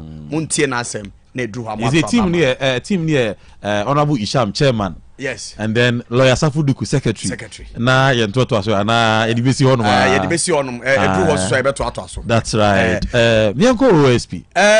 Mibisa say, is the office still relevant looking at what is happening? I think that the office is always relevant. Okay.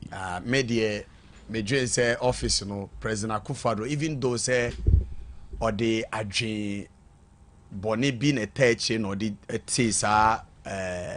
office but the relevance ni say who say they be I feel so what is the adjin boni na teaching no who say ote no na ne mindset ni say audio bi ba amana be tata President Mahama ne nabai and nipa no de ne buy na ye matenamidu no ye NDC ni be de do time bi no ne ye fine biom na niama no ye no kire se no nye NDC ni mapa biom na otimo so wo time bi de ma President Mahama enti niama no ye nyina na obi anim enti anya ye wanwan se President Akufo-Addo pe obi a o pese o de ne hye sa office ono anokofa no alese be ka se o hwe wakofa NDC ni hu sa optics no and okofa ne bae iti oye sanka on tata President Mahama ene so onye adwuma ma no but oye ya ankosiaga ema afi no odi etuo no kokyere ono President Akufo-Addo ne family so kenoforiata no mu hu se akwawe ya ntemina obeba be haye eno moye ya na papa na nkasaka se adwuma no kra ompa bium obeja ato but you see Ghana have come to believe in that office. And any government who toils with that office, one share yakrofobe fan say person ukutia ketiaseshe. Iti media may catch them up by. They should be very careful the way they are trending with this OSP issues, you know. Meaning says most any topic I made decided I want to read Article 88 of the Constitution, Clause 4. Mekaya nothing near Bemuno say, Mammy Hune say, yes, say a banner said to me, say 1 year prosecution on behalf of the state, whether criminal or civil, 1 year was out to me now. In fact, Attorney General, Kwani Minister, your boni diwa constitution. Anybody else, they say the president can appoint constitution. Iti, or see, or no kwane was out to me no. But Osaka say, sa to me no work around, or bet me the amobi. So onye side jumane manu.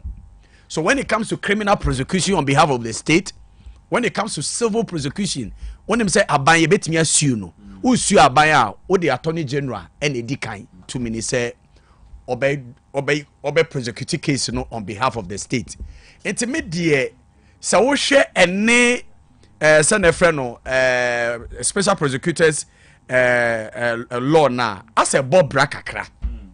The matter what na can say special prosecutor no constitution bo ni din a law out of parliament and enacts a law no.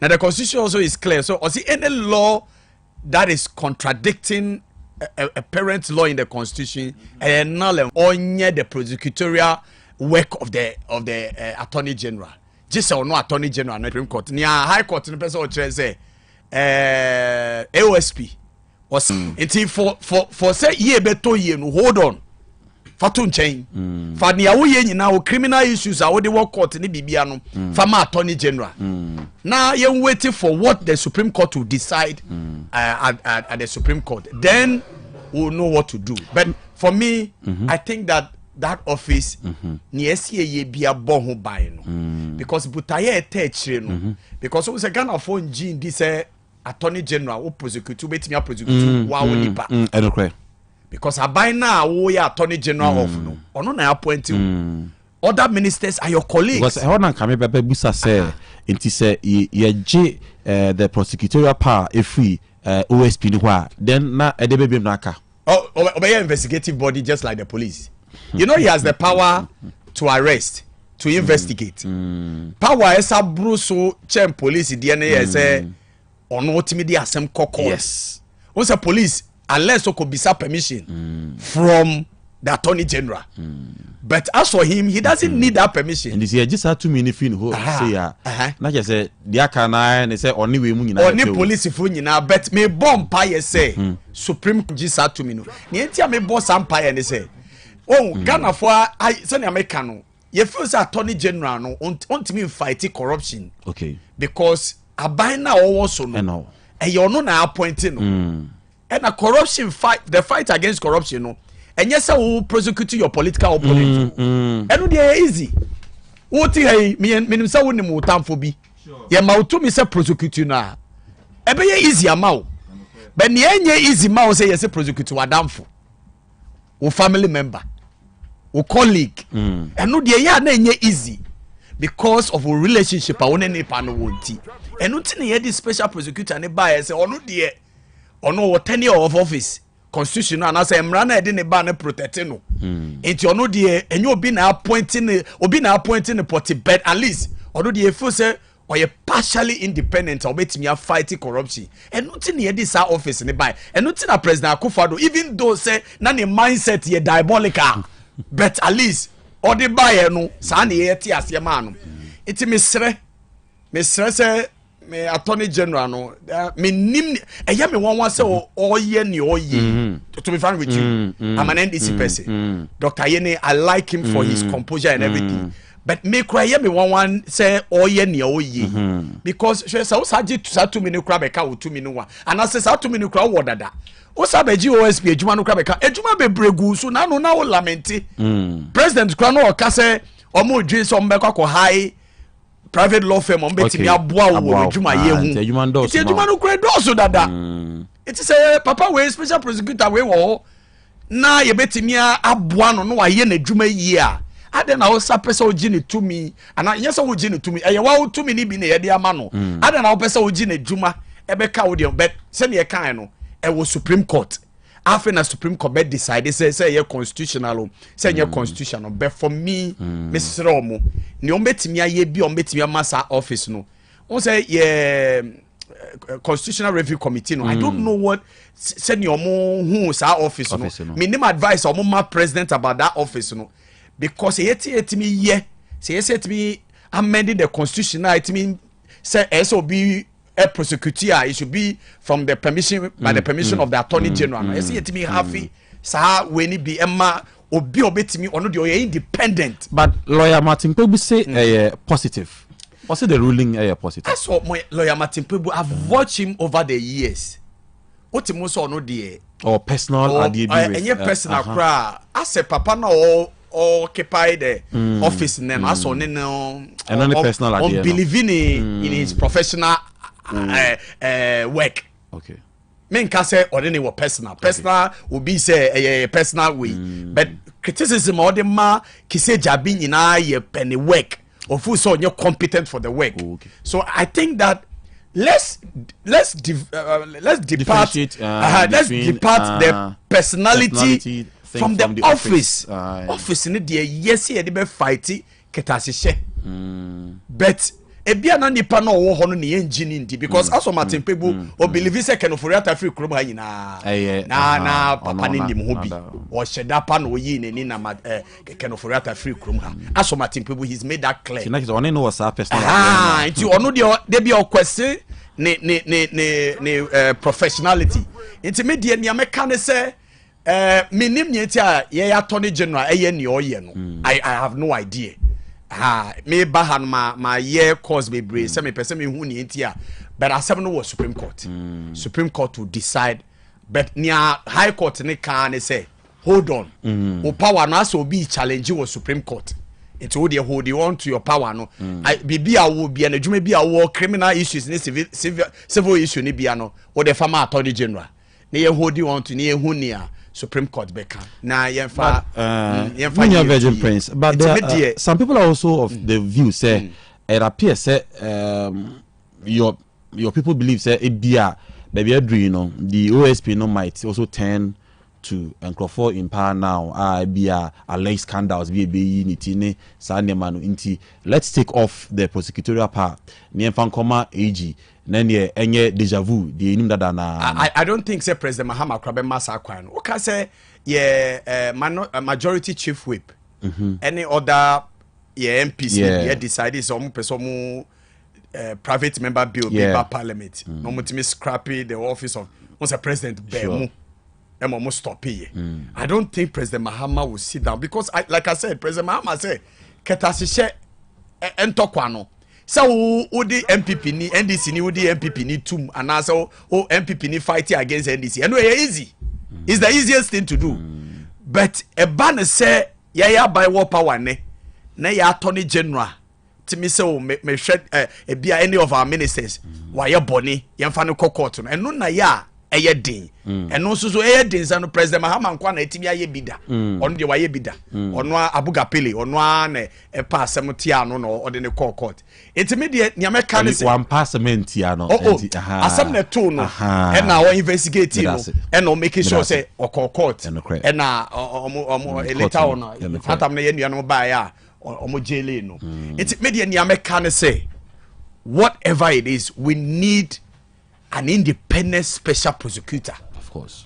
Send ye be ya ono die sa attorney general kra entimi enkasem anaso ontimi mfa ne yonku bi ana ne colleague bi mfa asem ntia na at least there will be a special prosecutor to do that job. But ni entia said ne obi any was a special because of the behavior of Kesie Jabin. The office has no problem. Okay. I think that the office is a good office. Persona. Ne juma yen soeni. Okay. Even at least on this table, MPP for agree with me.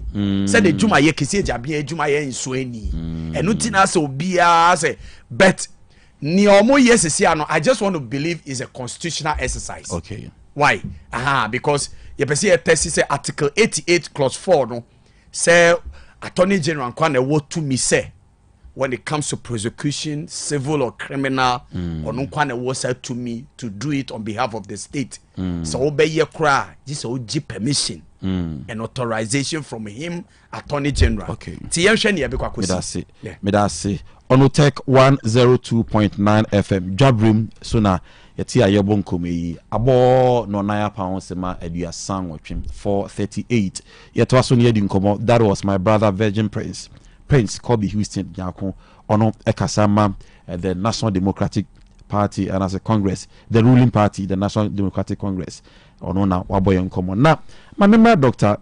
Keskin honum Dr. na ensemi OSP say ne tumia utimidin crofo court no yente so attorney general and edineko na lawyer Martin Pebu says ruling here abai the very positive one though there are issues are settled in him say Madina MP so soon so edine the aba say I say high court on OSP could high court decision on OSP could undermine progress made so far from baby oyi mamesha si free say Omampani Akufado at the office neighbor no na adwene teche ni say or the ready me na aminasi na mesancheti phobia I think say deep and at the bottom of this whole issue a certain acts of corruption fighting corruption. I'll come back to that. I'll establish that.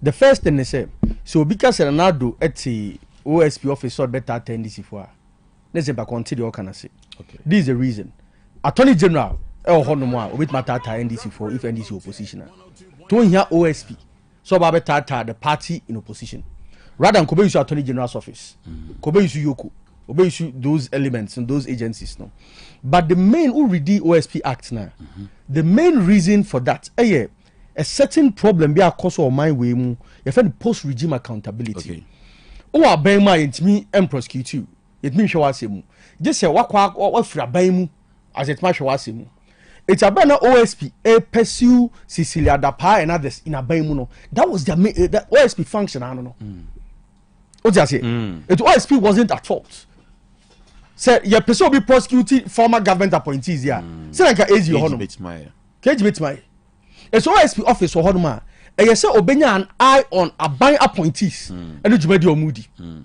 o ja say that's why often no behu say obi wɔ aban mu a obi to petition van koma attorney general cause o mso de kwa koma attorney general virgin prince and adamfo o dun prosecute no by koba san ko prosecute case kendi aka was attorney general ne why din now so a long list we do a court e say MPP free so o mo attorney general ka so prosecute o mi na NDC ni NDC for ko beto so mo case or court ko mo no prosecute etwa on prosecutions ni mo and Mikaisa Brana OSP a bill no or more discuss one person be a meeting submission no NDC ni but he was very objective I for saying this man no northern region Innocent Hussein yeah former MP yeah and he made the argument say there be a man ampa you see OSP attorney general prosecutorial powers but a man does not assume say on kwana in perpetuity ubenya and so I said there was a mechanism so that is an issue to determine.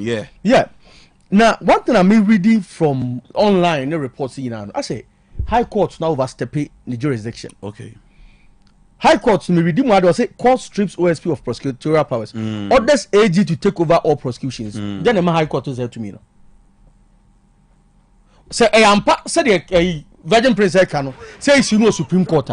Supreme Court any determine case ni is there like a family cases na Emma attorney general what if what is that your court na Supreme Court case there be ampa me to me no say me dey me na so one dey time say court overstep the jurisdiction and it as a be one too many in the judgments if high court ni smaller courts neighbor no omo decisions bi o ma me tell me say tubo where is this coming from one classic one here you know Amando here adia o say fan ko remand okay prosecutor say there be ni pay oh me hia na me frɛ no me hwɛ no me hia ono so okay any problem ehun ya say be you didn't be too into custody judge so there be na nipa ni APR or obet interfere with investigations na judge ni momu no say judge no argue say you keep in court keep in remand they keep in remand 2 weeks sincerely it doesn't make sense. The other thing I say, there's a serious implication of this decision for corruption.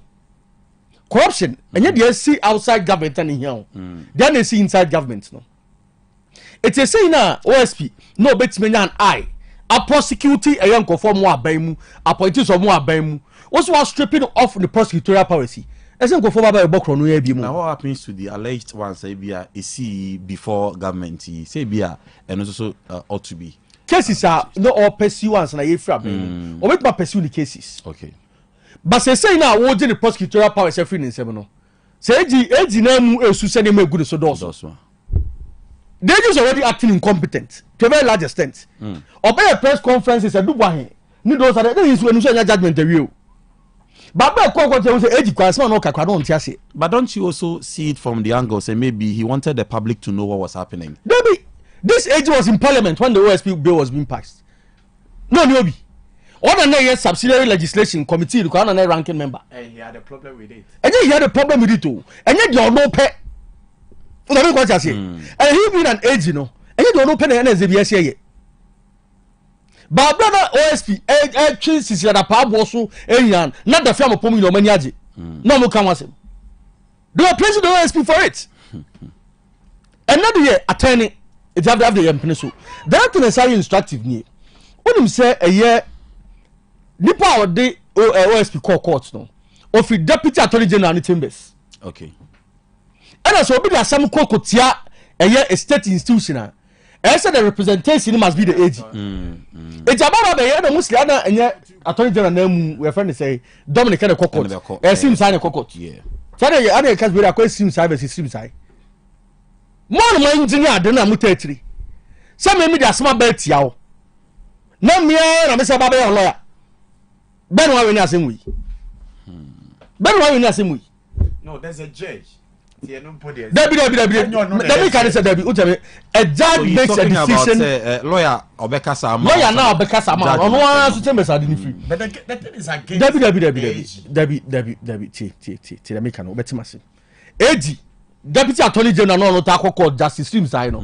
Or no firm and will be free what the case aba. say OSP uni say to me thank you ena mostly no ono say court as a representation for government agencies but don't you also think say he can be that professional to the extent say I don't try he can't oh justice he can't also was I'm saying say he can't also don't you think I'm saying say he can't okay and the other thing is how women say Abraham should work also now says John Dramani Mahama the president intervened people thought said then one no but me personally I knew say it was just personal just to distract from the issue now later as I revisit the issue no Abraham say omunyai no omo case every court that's all it's just time so it was just buying time said the former police should shut up and allow the process to go that's what was happening now me so that there's a judge does not make a decision based on your anonymous or make a decision based on what you say in court.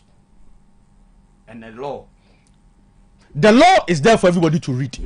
Maybe. But that's why I'm making cases here. I'm trying summaries. We make you arguments. If you make a bogus argument, you not get a judgment in your favor, irrespective of how sound your case might be. It's a man representing me, and I'm so interested. I didn't move. So what I did me and for only how sound my cases, I can make it foolish. No, I don't see no. The law. There be. Okay. There be. Right. There's a law on murder. Okay. So ukunipa a murder. Yeah. A first degree first felony. Na me kunipa wie no. Me judge me lawyer a bar. Na lawyer ni defense and our lawyer no because me kunipa no. Also there be na me kwa no nipa no wo ni ka twese kan and in response no me so me reacting and me so defense. Na say lawyer no kwa kan ma some na me indirectly. It's not the first degree, but not second degree. Now, Baba manslaughter. Let me what I say. That's what I'm saying. Say based on what the lawyer wants to say on your behalf. But there must be evidence to that. Minuya. This is an interpretation. A bad jurisprudence. I'm going to interpretation. Nipa no ba be yade no. Obetimi aboara so mo. That's why case me or my lawyer ba ko case no. So you believe say Adewe there was just orchestrated from the office and then it has been well executed? Yes, sir. It's just political. The other thing I say is ejitumuni. Now say me tie Kwame A+ me sheme. Okay. On oral. Say oral egu. Now no man kofo aban mo buy no. Even when Abrana ban the sale of government lands so no. No ma NDC for no manya ska to be e so mu fie kra wi as left ban no. How is that possible? In just 1 year. Okay. How is that possible?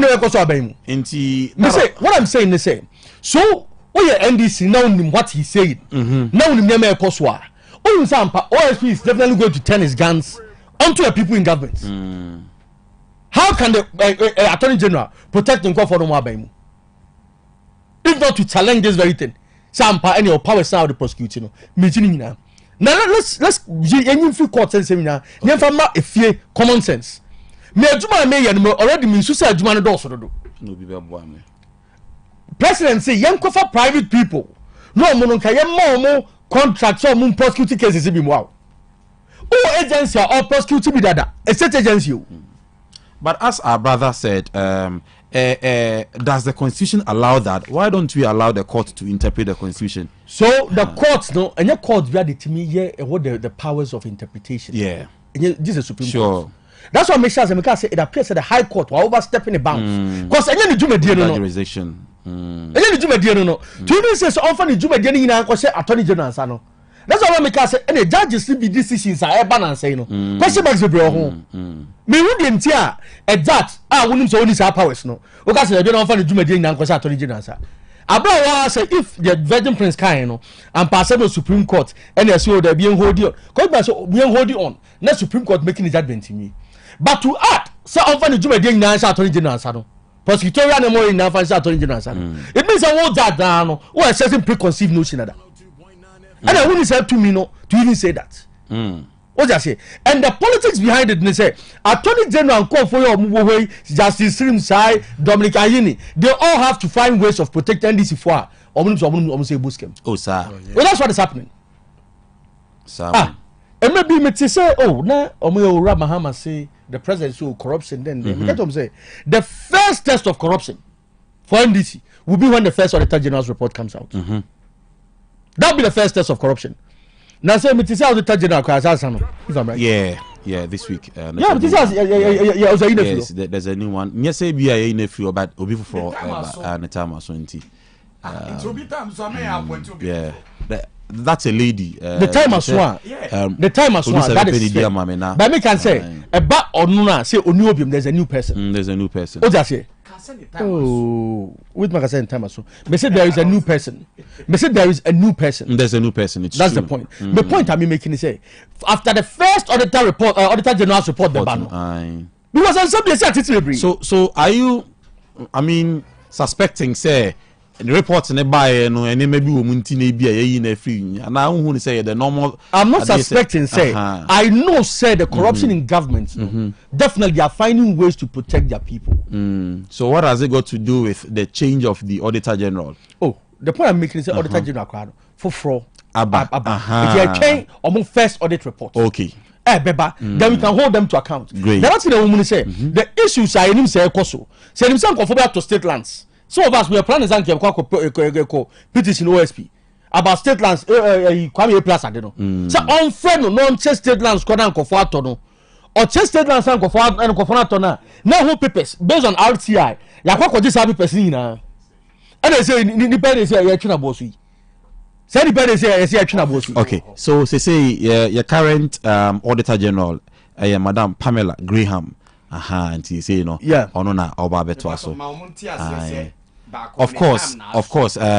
And a new person and a new person. It's the time also in terms of a new person. You are giving the press as a pamono. Oh, sorry, David on cancer. That was it. Okay. In TNA, there is a new auditor general. There's a new auditor general. Audit service. On first annual, on first auditor general's report under John Dramani Mahama. That will be in the first test of corruption. And ebio no say now OSP motion abosui. Say NDC for appointees.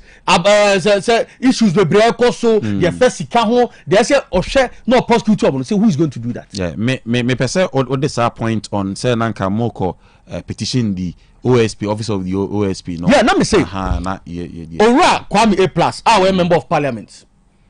For the animal I think say Gomwa. A+ say NDC appointees be only mom he says on video ko for brehu. Ono de onim omo na NDC buy na so some buy the ban to state sale of state land all cantonments in those areas. Yeah. So ni me bi mo any asase all la born in cantonments no sabata border so no. Still omo to be esi omo dan awie. Is that an allegation? Hey, me na make allegation ka joma ma me family dada. Okay. Why is A+ working free? Me na make this allegation now. I can tell you Ghana Police Service come me family dada. Why is he working free? They say agency ba kwa petition yoko there uko petition na enye ye kwa we monata na ono ma da san kwan ni mu OSP akenim se we dey anka we independent akra no dey anko be hye dey make so aban mu no aye kwa petition no so OSP na NDC for say atwe na boss yi me da se e dey ka A+ e me kire NDC mpanyinfo kro no na kenyina RTI mra na do pass ye no na do sign ye no yenyina no so ko bi so say e ho saase no papers away ni muso okuda to black kwase ni nuanu me so mo ton sa asafe de na nyefira na ohu why is he quiet? He's working on Otec 1029 FM Dwabrem and UTA. That was Dr. Yaw Owusu speaking for the NPP. Now my member Alhaji Sona yene Alhaji Ninkoma Alhaji akwa baby mu Alhaji ewie dia ensem no bebre o ensem no bebre na me sha se on this part from where you sit, Pacho, do you think that the office of the special prosecutor is it still relevant? Me like my mincha na mincha yeti for na ene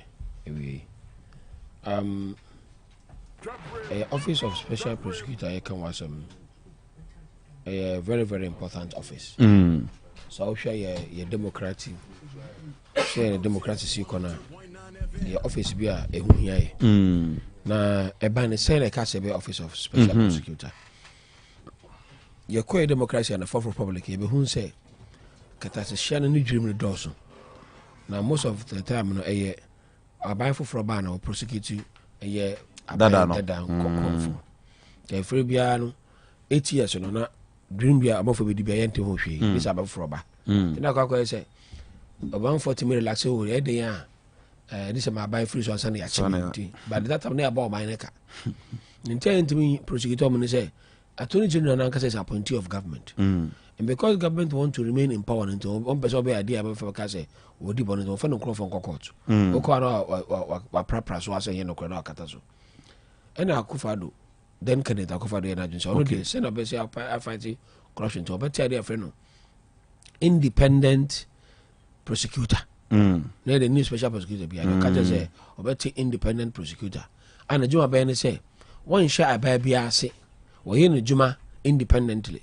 When he have consent from the government or anybody or power to prosecute, and maybe I will say why that will not why mistaken or power to prosecute. Now, I may do my candidate Akufado be President Akufado.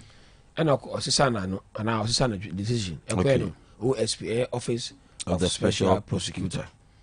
Now, I shall say no. I'm okay. So OSP Act 663. Okay. So read the act in more. What you say? Office na yen sabe entimi ejuma na pesa yen because the name itself changes from independent prosecutor to office of special prosecutor. Na usha okosha act 663 na bon say special prosecutor na the board. This board no formed by the government. Okay. So the moment this board is formed by the government, it means this board will never control the decisions and actions of a special prosecutor. And these are abiding in their maba. They are more or less like an abiding institution. Okay. Because meaning say Obia about appointing as a board member of OSP.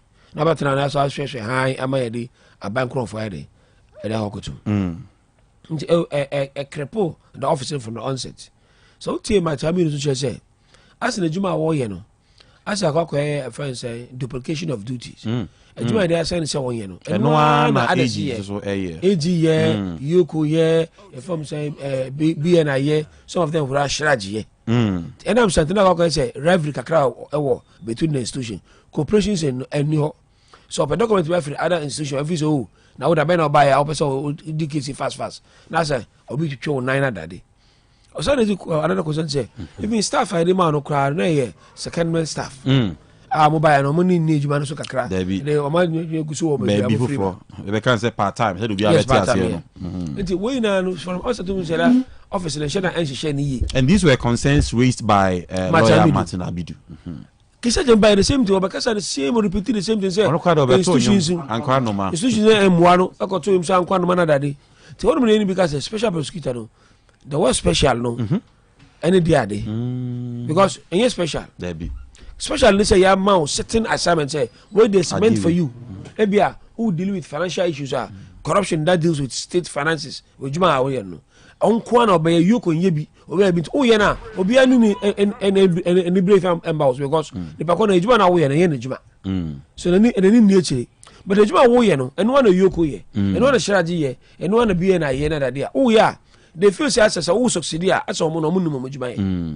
So from this I say me chow na me penny document in Florida that day papa be say am kwano even court krano e mano that a friend say courtesy because so ko article 889 I'm saying 85 say yes Attorney General also man audience in court means so no work in the court case be no anything but especially prosecutor now so article 88 you know 4 and 5 na discuss 3 and 4 na discuss a case special prosecutor Attorney General na also or prosecute cases either whether criminal or civil but about me the law na mo bi no and one case on the only person law na case on the only person what do you say it just say the powers to prosecute that office in the also but they can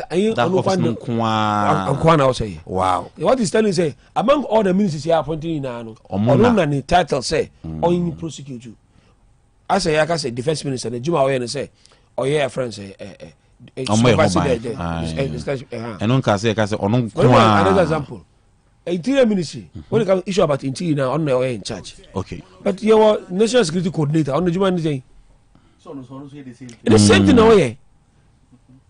It doesn't cripple the function of national security coordinator, but they are all under interior. But by law, no, interior minister names omuna issues that has to do with the internal issues in a show mercy.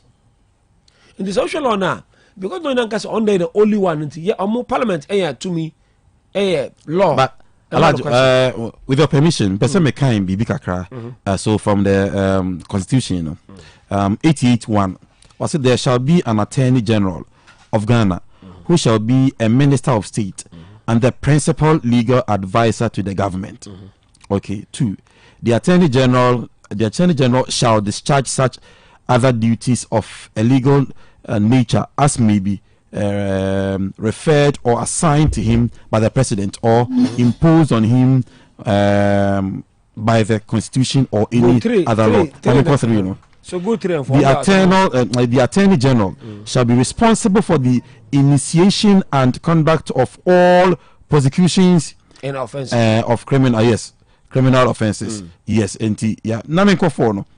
All offenses prosecuted in the name of the Republic of Ghana shall be at the suit of the attorney general or any other person authorized by him in accordance with the law. It still has no mention only and the soul. But all in now on also here. But I can say so Parliament pass Act 669 we know. Capture say special prosecutor the rights to prosecute. But when it comes to null protocol there, it in the hands of special prosecutor. Okay, and no agent of AGO.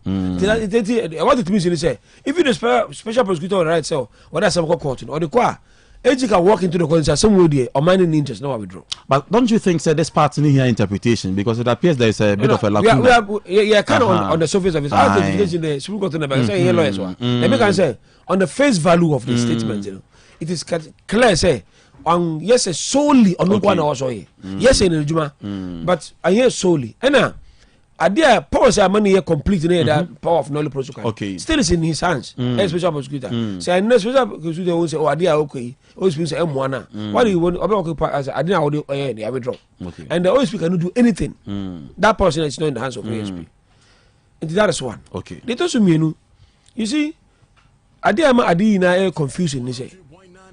The coincidence is getting too much. And I wish NDC may stayed on this case. Okay. One, when NDC started raising questions, and NDC Kekeo, a majority leader of the member of parliament, okay, and the firm Apo, a private member bill, edical court, parliament say, and Comodie, Amope say, ye office of special prosecutor, no, ye free work, now special prosecutor officer, and ye, in fact, Okasano. Babin a speaker of parliament so say yes says office or qua yen office nungu Martin Pebu a petition to president say yungu that's what the members or a private legal practice. Sure. But for majority leader majority chief whip and speaker of parliament who is also the same member of the government in the didn't hear till separate the issue statement say among you are in the free Naka what you call court parliament say parliament and his office into now obi from the attorney general deputy attorney general office in the office and why there are some no conflict of interest sort of yes waka some and why they are in the court now whether justice Sam say and now say attorney general anankasa na call I don't know but the bottom line say and friends a chamber of attorney deputy attorney general no and the attorney general anankasa court na ehonomy busa Dr. Keskin na mesan busa obi emu entimi nye possible say yeah obi free chamber hold there the court but yeah professionals inti di asem free her but also so the emrane kan also betimi. Yo I agree. I'm not saying say okay or the call into but no that is law so no man kwai kai adibi I am things they consult each other come so but I'm saying the coincidence is too much. Now on the court no utie report as attorney general kasa foaso as attorney general kasa foaso and judge na any judgment now me person me who say oh so follow what just happened at the Supreme Court and I say here on a year MPA Boka said you're going to turn about for Martin Yindam case you know a year friends MPP lawyer and there some local court say I did find an error of a friend's jurisdictional assumption no because high court in Nisa that time no na time na was say or the court na twem okay enti obusi se kai ne kwasa court right tell some no so and Okotanas. The Blue Court say, High Court need power to sit on the gates because that time now elapsed. So 21 days now after Gazelle no electoral commission get or so like him. I'm going to court Casampa. Judgment and a judge there. No quite optimistic as some. And we been SASC, yes, sir. The SC will be an when it comes to interpretation of the law. A solely fashion of Supreme Court. I think I have to go 132 or something like that. When I'm talking about Supreme Court. And the sole function of Supreme Court say, I'm going to interpret the law. And for even the judge to recognize the fact, say, as someone of Supreme Court, name him or that decision, I think is preemptive. He's jumping the gun because a minor court cannot take decision for the Supreme Court. Okay. You see, here be a friend, ratio descended die. It has to come from top, ever down. But it doesn't begin from down top because decision now. Court never take out the Supreme Court and they're binding on the other courts. But on the other court, they from court. So if you say no on train anchor, amuyansa. I mean, on no Nigeria this interpretation. But to me, if the case is still pending in the Supreme Court, this is our way so new for Sobia because Supreme Court can easily quash it. We have so many precedents, High Court high judgment, and even appeal court high judgment. Supreme Court especially when it comes to matter of constitutional interpretation. But so, somebody like Pebua. Sebi, he's well respected when it comes to Saudi Arabia. He's saying it is a positive ruling. Didn't he look at the jurisdiction? Is so personal on this issue. We are the people count on OSP. Because all these are people. One of the lawyers, me Penasem Papa. Now I learned so much from him. Anytime I was on TV station, be a bit. But when it comes to OSP, they are Kasam because we take it to personal. Of course, so personal, and I don't think say any emotions are setting too much. But I make I say. Since I didn't subject to Supreme Court, because me, any attempt to bring OSP down is a victory for corruption. Any attempt, I like that, to bring OSP down, a victory for corruption. Because look, the Melova Assembly was in this country. Whenever you try to fight corruption, it fights you back. And it's so much time the Melova. So they say, "We say the castle when you go on the birth set, you know, ni age na so or call your friend say." Pension movie and I call Bram the office. And some people force one call by forced retirement. What is the telephone? Oh, friend said, Auditor General. Is that his title? Is Editor General, Auditor General. Auditor General, yeah. I'll call Chakwa. So call Auditor Kakwan say, thickness I did call into contract. I say, no. What was no one last? Because corruption now, concession of rules, all this kind of. So maybe if you say, anything that I buy and that's a law, judges pay to maintain this office must be done. Because I wonder whether Tema I didn't almost set up this act in Parliament 2017. Now, Obian Timothy issue say, the Attorney General has no, and Nico say, Yama parallel powers of prosecution and I. Because the law can say, and yes, I want to be a prosecution, this or consult to Attorney General and sign away. It means every case I will go court to be Attorney General must know of it. So yes, I know that they are weakening the function of OSPB because the OSPB should be independent. But the prosecutor will be there are some court now or the commander party penny for. But don't you also think say maybe office might be suffering partially because of some pronouncement by the boss himself, Kisie Jabeng? Office in suffer because you're fighting back because he's fighting corruption. Not because of his pronouncement. What causes his pronouncement? Because of the toiler or go through. How he's toiling because suffer. Nobody's cooperating with him. Nobody's willing to cooperate with him because above of he say other institution say if he succeed, I'm be irrelevant. And then the political officers are strong also they are all at risk because will be inside dent with blood. To me, if he say anytime be over set up institution about fight corruption in this country, it will fight you back. So I'm not surprised this is but me they make me open say we not Supreme Court are questioning this decision. Now mama always be that standing brandy. Not to fight corruption, no matter how small it will contribute. His existence in Kwano serve as deterrent to corrupt officials. I think that will help us. But say yes, we're bringing that and for inquiry. Wow. On Otec 102.9 FM, Dwabrem, and I assume Kunya, you didn't come.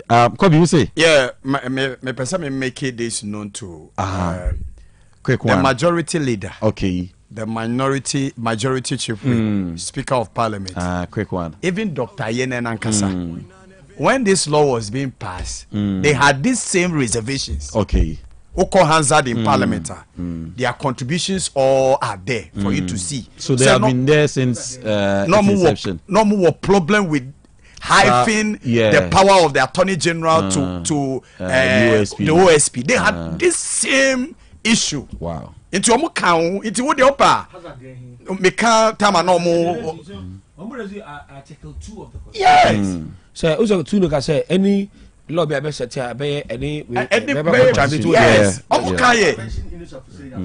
All right. Okay. So it is not like they are departing away from what they something they have always believed in. But I am saying that regardless of what your position was in the past. Sesiano obi na for me aban NDC na for me aban I appoint you as an attorney general. Okay. You can use your personal understanding and wishes because everybody says sesia there so that's the perception. And I don't like that perception. Me that say live on your radio Dwabrem on Otec 1029 FM. You will try one but see ya ba na ya ba be didi nkomo ene ye wo health honsem bebre ye wo education honkomo bebre be di in the studio with us ye wo Kobe Houston, Nyaminia Prince Kobe Houston from the NDC, from the NPP, Dr. Keskin Owusu Poku, and then Miami Alhaji, the regional secretary of the CPP, Alhaji Abdul Salam Isa. Yabasisia. Dwabrem. Hey, Opani, Mashusha watch. Perfect series books here. Oh, mammy, go to be mammy, man. Oh, Jajai. Abua Wamo say what to make in kind kama. What cabro for? Wow. Nankunta walk ready. A Jajai. Wonderful. Mr. Ghana for GIJ Perfect series. At 2 months, dear. Jai. No, dear, name D4 and a chair woman Pia. Our crutch, nursery, any KG, books BAB, and our science, creative arts, maths, RME, history, coloring, computing, OWAP, Nina. A free basic 1, equals basic 6. English every basic 1 equity junior high school ne ban combine so a o woni nyina bi English nom and maths nom me say books be any perfect series any bi na GS any nat and so on prove into bata bia nkoto be maneba and na so we there so ko be kura betumi akotu akoton amani students o na eno kura de what table no so say hwi wo mo sa set mock exams terminal exams and midterm exams at the mass school so a ehia wo mo a etufo nko putuaja station hwa enkran danso mine first up any omamu ba bia yetonto books bia for 0243 299938 and 0540 755 465 perfect series. Your world's future is secured. Medofo pa said ye de bia ye kano ni peduane kanea no ene ye ni eti ani ho asem de ye monto ho entempara no otu ho anamo de bia wani so kekawo wani so hyehyew o hwade ase aye wisi hu ni ye ase bo asi wani so o se ase ntentan ni na mani so mani ni twa nkyene wani no efemfem uti ya wo ya de bia so beba ma ai Dr. Ahwew enso unyam reda empanifo so se ujai de wo ya unya adaje eye ni asem ne yeka ti mesro pemre pa adaje na bra by Grace Hospital ma doctor hwe ni ehwe wani ne mfama wo ye hwe wanim ewo by Grace Hospital ye hwe ni ewa yaresabia ha by Grace Hospital no ye wo breman DVL ne nchen o se kwadwo area hwa bibia ni amienkasa 0244 97 68 05. Madam, are you still paying with cash? Stop. See, Access Bank just introduced Rewards by Access, your new way to enjoy the finer things of life just by spending with your Access Bank card. Signing up is easy. Visit the Access Bank website and enter your membership ID from your welcome email. Create your username and password, then verify with an OTP. Voila! You're in. On your dashboard, you can view your endpoints, manage bookings, and track redemptions. Ready to redeem? Get instant airtime. Shop for electronics or fashion, book flights or hotels, and much more from over 3,000 merchants globally. All with your reward points. Just choose your reward, confirm with an OTP, and redeem. Rewards by Access is open to all Access MasterCard and Visa card holders. Terms and conditions apply. It's time to turn your everyday spending into extraordinary experiences. Sign up now and start redeeming. Rewards by Access. Enjoy the finer things of life. Access Bank. More than banking. FM. Ladies and gentlemen, a brass will say you see a day in our power in Ipenuum. Pick up your T74. Come on, Yadoya, dear, how would you rabble? Maintenance will be Yado, how in a nowhere to Dwabrem. Many a will be Fontina 74. Fontina 74. It will boost your immune system. Fontina 74. For your general well-being. Fontina 74. Yadi and to me nano. Fontina 74. Matansi dear to me nameritui. Fontina 74.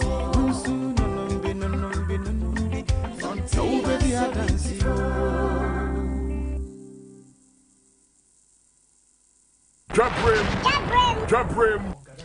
On your radio 102.9 FM Dwabrem and yesin kunyin emamu nyina kwaba na yebeto aso akọ the next stories no na answer na no miamenua Sikapa Evans yesin kunya said o kan no isi oba na wasinani izanze oni obi wasem manso twen pampe agova minia biem na de onu twen manso no o ye peni anakwada oh ye penny onye penny bibiri onye akwada bibiri na o hwe ode me se de bia o hwe ba jo wa wo hwe ye no twi okay it is ye ni bia kaka na fe enim panyufo ensensiga ensin konwa na montoa so na Osbel Limited na ye de hyase Osbel Limited say enei edan be na pese wisie say ye dan ya wo dem say ye hotel say ye school say ye factory say ye warehouse me patcho say blocks no ye blocks papa igina ne na so na ekina bia na nkwankobu ankunkum nipa nkwanko show entin ba bi ba ko pe ene ye koto blocks no ye Osbel block factory Osbel blocks no ye papa esanse wo de abusam corridors no ana fein ebo nso so sa ka ho ene wo de cement no papa wo mu no gasem 42.5 R grade so no ni dia kan nyina you fake when what the papa na wo mu no ene wo de afra abusam no no ma ye na mfidie na twa blocks no kama pa wo mu wie na egwawiem sa no ma sa gunu so na chese ne gase I say bon samse no that's right say ensu awie na chese gina ho pampe no mu betwa wie so ho fefe tupa kura da no besi be wie no opakura on plaster opakura on plaster kura na chese fefe Osbel sa no entino blocks no type bia wo pe bia no me pacho ko Osbel block factory na ekokwajibi over 5 inches hollow and solid 6 afen so clay brick pavers afen concrete pavers the addition for me contractors amuji road contract no pavement blocks na addition kwa ho no papa no Osbel asoye na wokwa ubenya bie na wono maboa wo Osbel wo kase oben kase bridge no na hono ma ne hwe animu pe na kase masalachi no so fe no du kase bridge no so hono ma na Osbel putu na bibia akoso e amount wono ma homa no 0244 377 612 0244 377 612 and 0244 043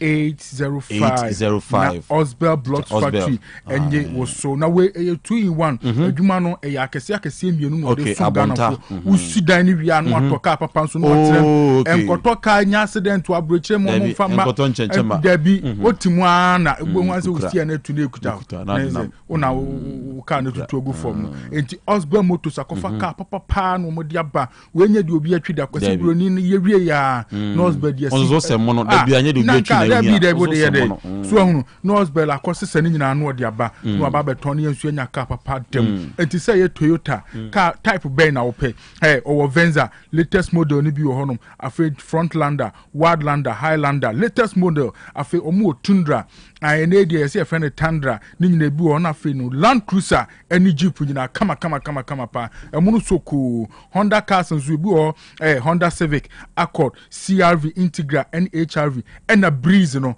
utima bri na isa ukosa de na so ho ato Osborn Motors no ewo dakodwom wo mo ne yewro se kwam despite abronsan kese ne di ahwehwe wonom so ahoma no ye 0244 377 612 612 eno Osborn na omoma aka papa netina mu na nso twaboge na nipa nso ye mme na Vema Plus Limited ena onum so edi nupa badwama so sese we pacho prostate capsules no aba eno no eba ba bekunte obu onu madakro tumi dwonso be se wo ha aden ensuo be na esiwu yam a wodwonso saa no da bi enye papa ni bia obu onso a eya ni na dwonso na de no wa nka no hokra no dwonso agu no ho obu onso a ne de ne se be ye be dwonso no wakogina ho ye be ba no ai sa so na ba ka no start ye no na dwonso ne ma da bi be ma emwa yade nko na adokro saa kwabna ne nso dwonso a dwonso no be twa no ho saa si obi odi asawa so dem ye se edrebo saa ni nyina ye yade kokope prostate capsules ni binom na emwa afi S-Drive capsules no so ewo honom be mabu onum a ontimi mu adwuma me pacho we ye memedru osisi so ye oya ana obu onum a ne nkwamwa no entimi enhye ni monyam emmaba mafia S-Drive capsules kokope bi ne nom little capsules no so eka ho eno he obu anum nka wonimu obu onso na ni minim da bia ni minim ye ne ya onkwa ye hwan na obu onso so chese ni immune system na nkasa no ewo form ti da bia yare bi ko ya na kana to honom eno little capsules no ebema wo agina brani dinat capsules no so no sebi emade pa we medru afichi komun sensem no bu won mo kwa na yese obetwa adwo saa obu onso ane de netimi ba bo so me ba ko na atekwa as a channel bi na tekwa ebi abe busumi nsia na ebi mada yare mfa mo safo hene oba akokọ pedinat capsules ni bi na enom na emwaboa na bibia nye kamapa me pa cho upese anu payi miensa bi anase na bi ato a ko Freddy Menseba Danny Heba Colinac Heba Misty Heba Apidank Heba and afen so drugstore any pharmacy bia etwahia wo mam ha bia kwa uboye nuru na ye be ma bi na bibia aye kamapa won ma homa no ye 0244 370 702 0244 370 702 na Vema Plus Limited enupa no koku pibinom na mwa Donima Steel Complex Donima wodi ni din free tete enu abo adwuma bisine ogusu gina ne naso die ntina mekasa wonom ene eton adanse hu nyoma papa ni nyina enti se ubesi dan na open ye papa padia Donima Steel Complex omo enebe ma chensen pa titru papa ni bi na dia poso say yes strips say IBR say yes step tile and say dia hi bi na ope say 10 sentio chance da bia ope bia okwa omo betimi adibi ama na also de akoye wodwuma ebi wa no so o me pe color green na metwa ase no so bia color violet ohu ze colors obi won ma de bebe trim bia o se na mpo o de okwa color bia ope bia ka kire mpanyufo Donima omo ebema obi na nso odi akwakwakoye wadwuma tropical aloe na afen so galvanized size sheet ni nyina ebi honom na omo na akofa roller shutter gate papa ni bi di yaba wo ye store wa boka akofa no ma wo China ni Dubai aba beguma boka kwa na Donima meye pono papa ma anya sa ade be chon beba no na ye se wudu nsa na ebegu ti no etu kwa Donima fo nso so beye sa epono bi kama de ama wo afiem garage wudu fia no an se wa mi remote so pepen na ebie zirire no wawrem na afi wasa katum na bibia ye kama ede ama na carpenter fo nso ntie wonum ede tropical nails aba na se de si ye papenti no carpenter's choice tiawa carpenter ni papa bia wo bo down so ye nkonwa so ye de tropical nails Donima Steel Complex eno ena otwa ubetimi dia ye adwuma na wonsa no adwuma aye fe ye kuro ya ni asa kofa boss paper product dia ba boss paper product no ye di siesie ye ho ewo ekiri honum so ho damoton kama pa enti utobi na udi kusifia one nkura ni yusu no ba no so betimi ya yusu bi no no so dia siesie ho na obi a ho atom no Donima se ene uba na ubedu maso ya free technical service and advice kisi ye tufo wodan ye bebie sie mi emfa long span dem so ma ye the long span boy beba we so bebie wono e wo form kakrenti emfa short one mo ni ya chichi mu kama na so ho ato ho ase na bibia aye kama na ohu ato Donima ewo asafo YF Junction yebe Ghana Revenue Authority edan no afenso udu Tamale Kanvili yebe King David Junction enkran Kantamanto IGBC onuma bronsa no nchemu wan yeputu ena Techima nso yewo wenchi kwan no so kenten na nabuachi yadom fie honoma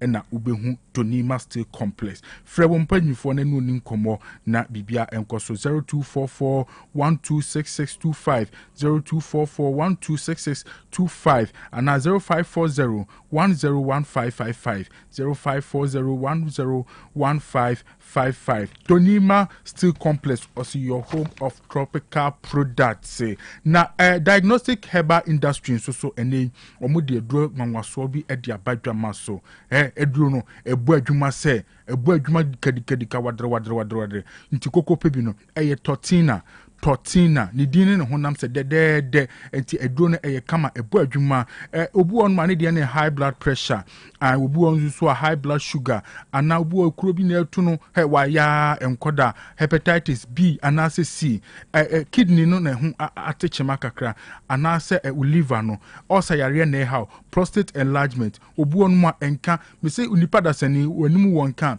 enye emwa ultimi no bia ni asumun komo bia esanso hadwene pa oba ukwa fichira komu nsem ya ne ade wuma Tortina na ebeboa wo obua wa bo wa fini nkura be mogusu bo wa adai wona ade wa ba wiase koko pedro ni binenom na bibia emwa asma afenso obua so se de bia ne bo ne ya ne bo ne ya ni nyina Tortina eno ene edura ye nonom na amaya pomodin ye gina ye na so chirebe na bibia kama pacho no wu pebia to a Colinac ewo Ashtown Freddie Mens Misty Apidank Herba Danny Herba Arms Herba and a Blessed Record afi drugstore ne pharmacy bia ubrema ose ope Tortina na oso wenye bi na bibia kama na me pacho unya Tortina ni wia no wa frem panyimfo no ma kire se de obesi ayusu no ana bia wo pebi kura na wo bibia wo no unya bia no wa frem panyimfo no ma kire na onso wenye dupai bi anom wono ma homa no 0244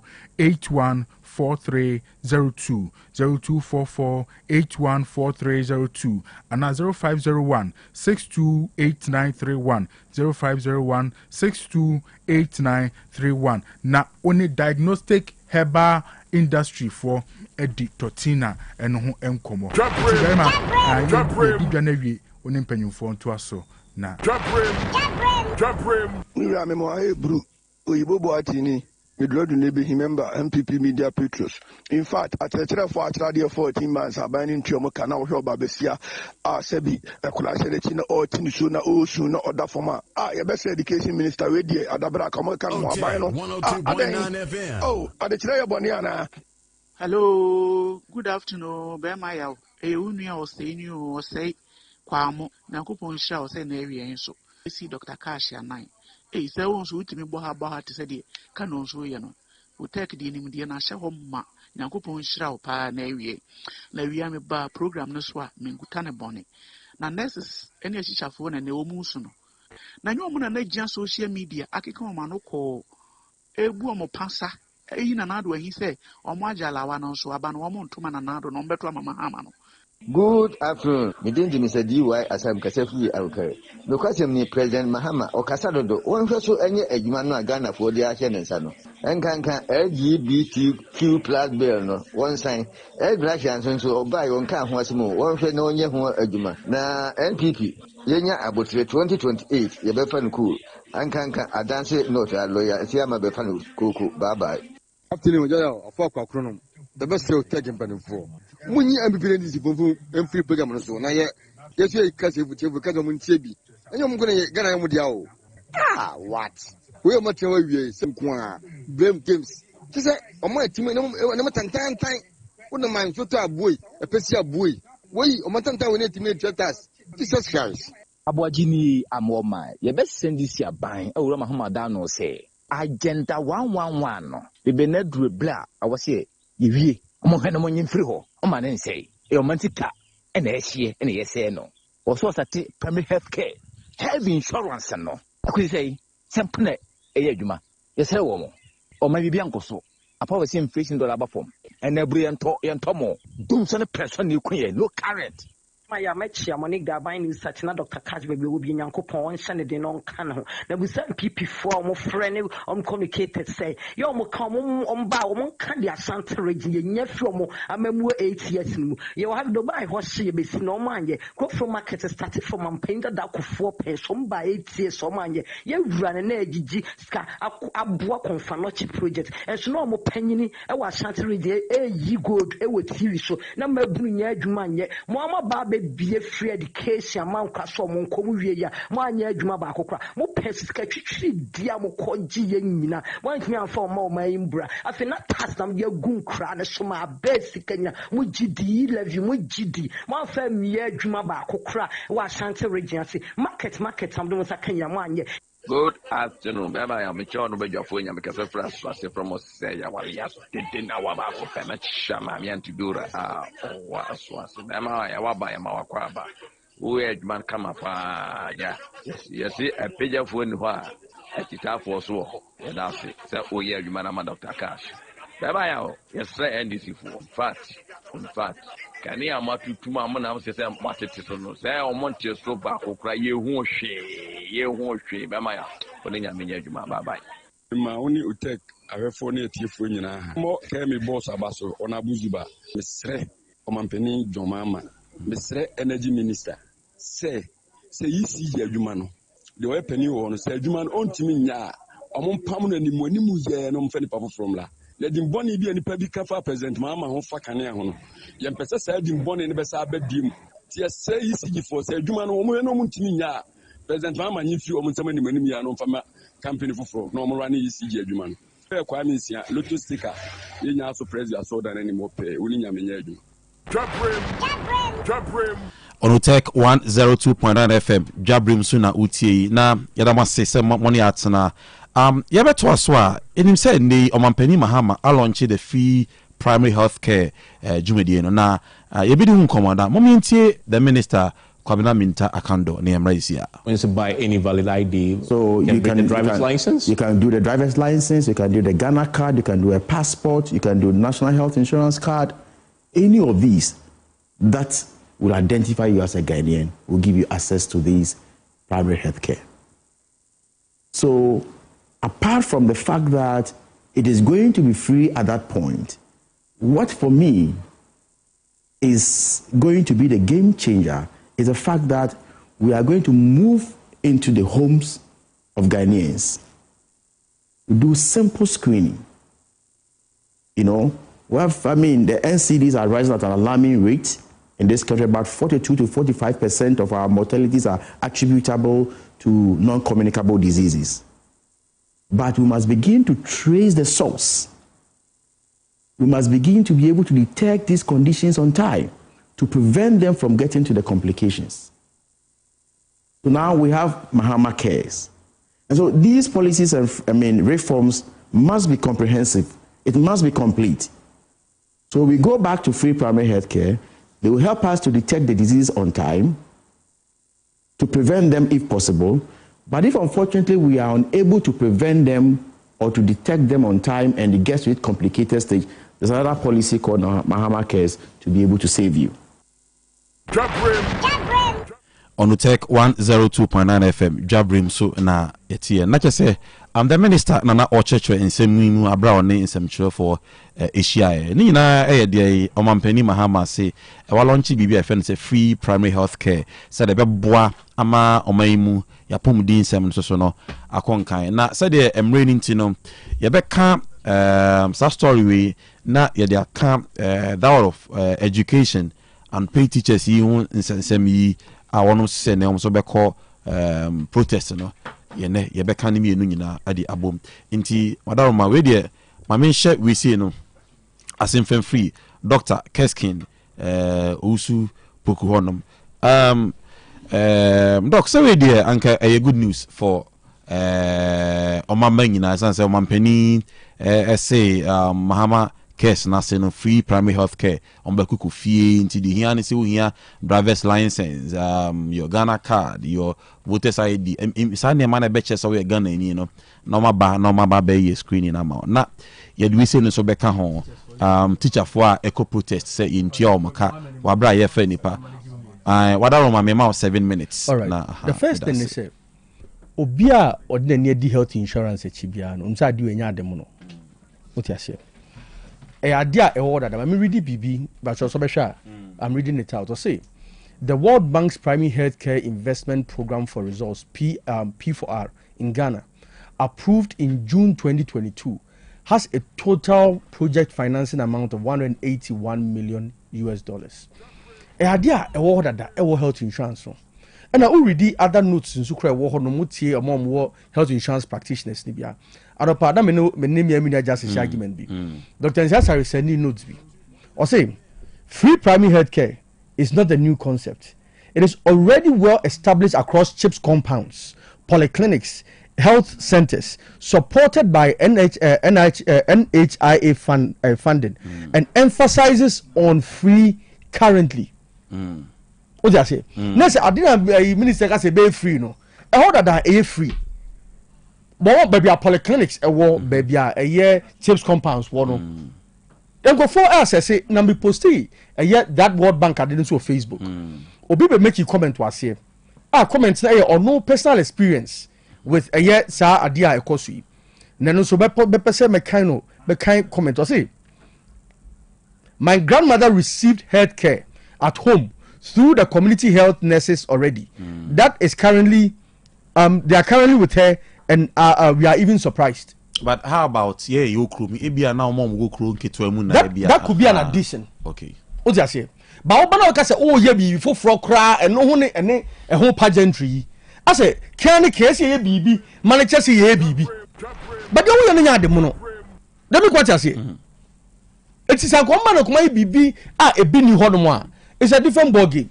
Ampa o build on it. Obe say body how post BBCC chromu trust good. Nobody's going to take that away. What I say? But you don't create an impression say what could done what dream ho na what should I be and I will create BB a bini hoda. That's why me read the World Bank a finance and a buy even from 2022 for the same purpose. Ampa ye na polyclinics the chips compounds no omo ye ehun adwuma. I'm not going to take anything away from them, but they have the pageantry near that no trying to create an impression say ya be fufrobi na no na support health insurance. Unim as well Ramahama kinds also free primary health care to complement NHIS, not to replace it. Oh say ye ba mu fie na ya ba be ye ade ama mo na ye free. No say NHIS no I just say bia utua. Utua with a card. And I make say currently sa a year primary health care no is part of health insurance. Do my health insurance can no mabeti and I could try primary health care no cost. But what is Santasi a Kumasi Krum say your mouth fees? Baby chips compounds one on way. Baby nurse assistants one on way. What you say? Say quite a nurse for see you recruiting nurse for you can say boy scanny way. Or an interview or say nurse for you be recruit you on scanny home scanny on don't recruit you brain. In South Post no I recruiting no how the money ho. These are questions I need to ask the minister. Nancy on why press briefing no. Say nurse for muni adwuma, ya pay adwuma more munsu, say ma kafie ni bibia no. I think say about 6 batches. Omuna ewo fie no. Asema all can say. Nurse for no scan you on me be for adwuma. It's our post your baby creating nyina no. Nurse for no me mani on mu free him fa. It might also call for recruitment. Honestly, can not be recruit you mo. And you like as asem no. So I'm saying something a minister no na aka. I don't mean a maka. Okay. What I say? These are things are them first. That 2, we need to ask them about staffing. Member such post no any their remuneration. And that's more than no about baby questions. Then no staffing gaps and so with the main hospitals. Now only way now hospitals are kesian so one and AC Edwamba or ma abandon and no so da be no besa ko. I got 2 minutes into that. So these are critical questions. I think say the pageantry needed it was needless. Okay. That's omonye na yehu edim for so bad we will tell them sampa mobile might be aka but omonye there is nothing new. The other thing is a teacher so my adwuma into omoka metie me teacher ni ba ko ne ba serechi o say 14 months na bra ndc aban ba yi no omo sha so omo ye adwuma edi omo about 15 months or so and omo nya omo code as a day omo tu eskara omo tu just 1 month. Okay. 14 months that like and 1 month. And 1 month pay. It says almost 20 no. Skill obedi a problem. As it appears say a buy promise or you teacher for oh yeah about automatic posting. So boss shake sitting na John Mama dada. But edu be na me ya. Bedu be nso a ana to some extent emide so mehu John Mahama esuban. Esme catch him about NDC o mo ka say oh there be na do di. But mo say na do no. Say na do no e far better than John Dramani Mahama. Omo go turn omo color TV, e go turn black and white. And now almost every sector esun bi. Almost every public sector nurse for esun, teachers for esun, close at esun. No me say nurse teachers for don omo for nagrat. I said the eco Sweden, the teachers deserve to hit the streets. Omo my exams. Who said John Dramani Mahama promise omo say we try license exams. Sure. License exams this year. Fees request out to me. They wrote it. They wrote it. They wrote it. The day it was a Tuesday. I'm call holiday in buy na the following day. I'm license exams. Fees kwa na gas kwa almost out to fees ni. Adia essay ya say. Oh. Unya bia anko training. Unya bia anko training college on. Unya bia anko training college on. Kesi ge yen to aso. So omu we kwa na say sorry say okupase timi no koto sampa so koto no sampa. And these are things that media for you who I was surprised. I was surprised because these are things that students both you. And I can tell you by May no results ever. What they're going to do, they failing probably because of clearance. Oh, I don't know. What's going to happen? Project. Failing bebre. Then you have to do. And the class of teachers for 50,000 a juma. Omu no man febi. Omu say to forcing and our money clearance. This year we will also fast 7,000 if I'm right. Now, see teachers for 50,000, they sort about 7,000. Or more school be can't hold me. Some teachers we almost na brand new campaign catch almost said John Dramani Mahama dada. Almost see there be also be automatic posting. Any now, if say if any part 7,000, anything positive in that. Oh, okay, so 50,000. I bought us for 50,000. No, none the budget. Or see, there's a provision in the budget for it. You could see saying. And then 50,000 moon wait me 50,000 no. The backlog as I become one so backlog buy 10,000 per. That's 60,000. What for 7,000 say naka. That's what take a crack. Then me say me say naka. No more 50,000 promise you 50,000. No so na so. O mo kwa den. And I say the youth no mo e ka say o mo ko school awie, o mo ko pe, o mo ko those training colleges ni nesa de no. Awie no ma ba be som Ghana no. O me be na say. That's it. Medase. That was Dr. Keskin Owusu Poku. Yedi atafe no Kwame Motia. Osise nyame adom na kwanya ne ba MPP for Ento Abamano no menye the regional communications director. Yebompa. Na mamento aso na minko miaminua Kobe Honum, Kobe Houston. Virgin Praise. Virgin na wadaroma. Say the nkrofo ABC. Mahama Kesi me say free primary health care any NHIS no nso be ni wom ntinka yintimi nto aso free hwa na free so unpaid teachers no ni omsom be cost strike no bi bisa say na ye be teacher for free ade na ye mfesika ni ntua wo mo a ya fa mo dada naka na nka yintimi nkweni adaroma pacho me ma 7 minutes. Okay me pa ocho ni ameka ne say a teacher for I'm call demonstration. Let me sympathize with them and empathize with them. Adia yaw abrabo mu se obi anim se wadware kwa adwuma. Na bosome be wu ni entua woka. Enye 1 month, enye 2 months, for many months, over 1 year. What it means say before a year ban na people proud to election or fast and without any financial clearance. Nyabotre. Yeah. They be nyabotre. In Crawford we are called master MPP for the fast and Crawford. Cancer because MPP for the form Ghana for teacher. My mentors na is teachers no. Oma ye adwuma over 2 years ni nti omuka. No. Yeah, say that be buy. Nyabotre. We are just here. We are just 1 year in. Nyabotre. They be the MPP, the NDC assume proud to 2024 election around August September mo no mo year recruitment. So let's even assume say omo buy Juma September. Bebe 3 months. No, September almost around November. Because me me 12 so like I say asem ni mo odu because oma ye farm under the MPP yes and oma tena wa be pim sam media yes I think make catch suna no yes I said I've empathized with them me person me try say I think it's oma ye juma close to 2 years yes so 14 14 months there 14 months basically me already order ma 14 months there just 14 months no ye ya ma ye be take you over what it means otie abayen to aso so you agree with me say mona otie excuse what it means say mona mo fa omo okay without making provision for their payment you see Keskin wadaroma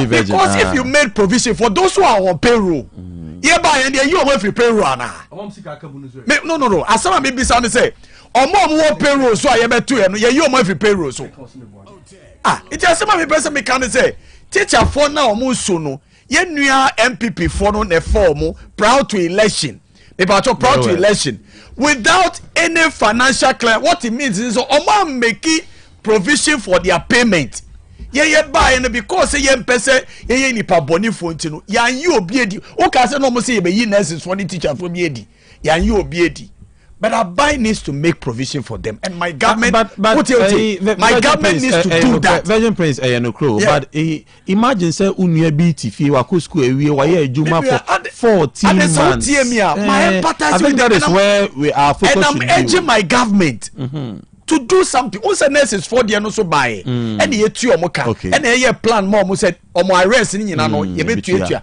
by June or ending of this month a year no. Ni ye tu omo arrest ni nyina mo.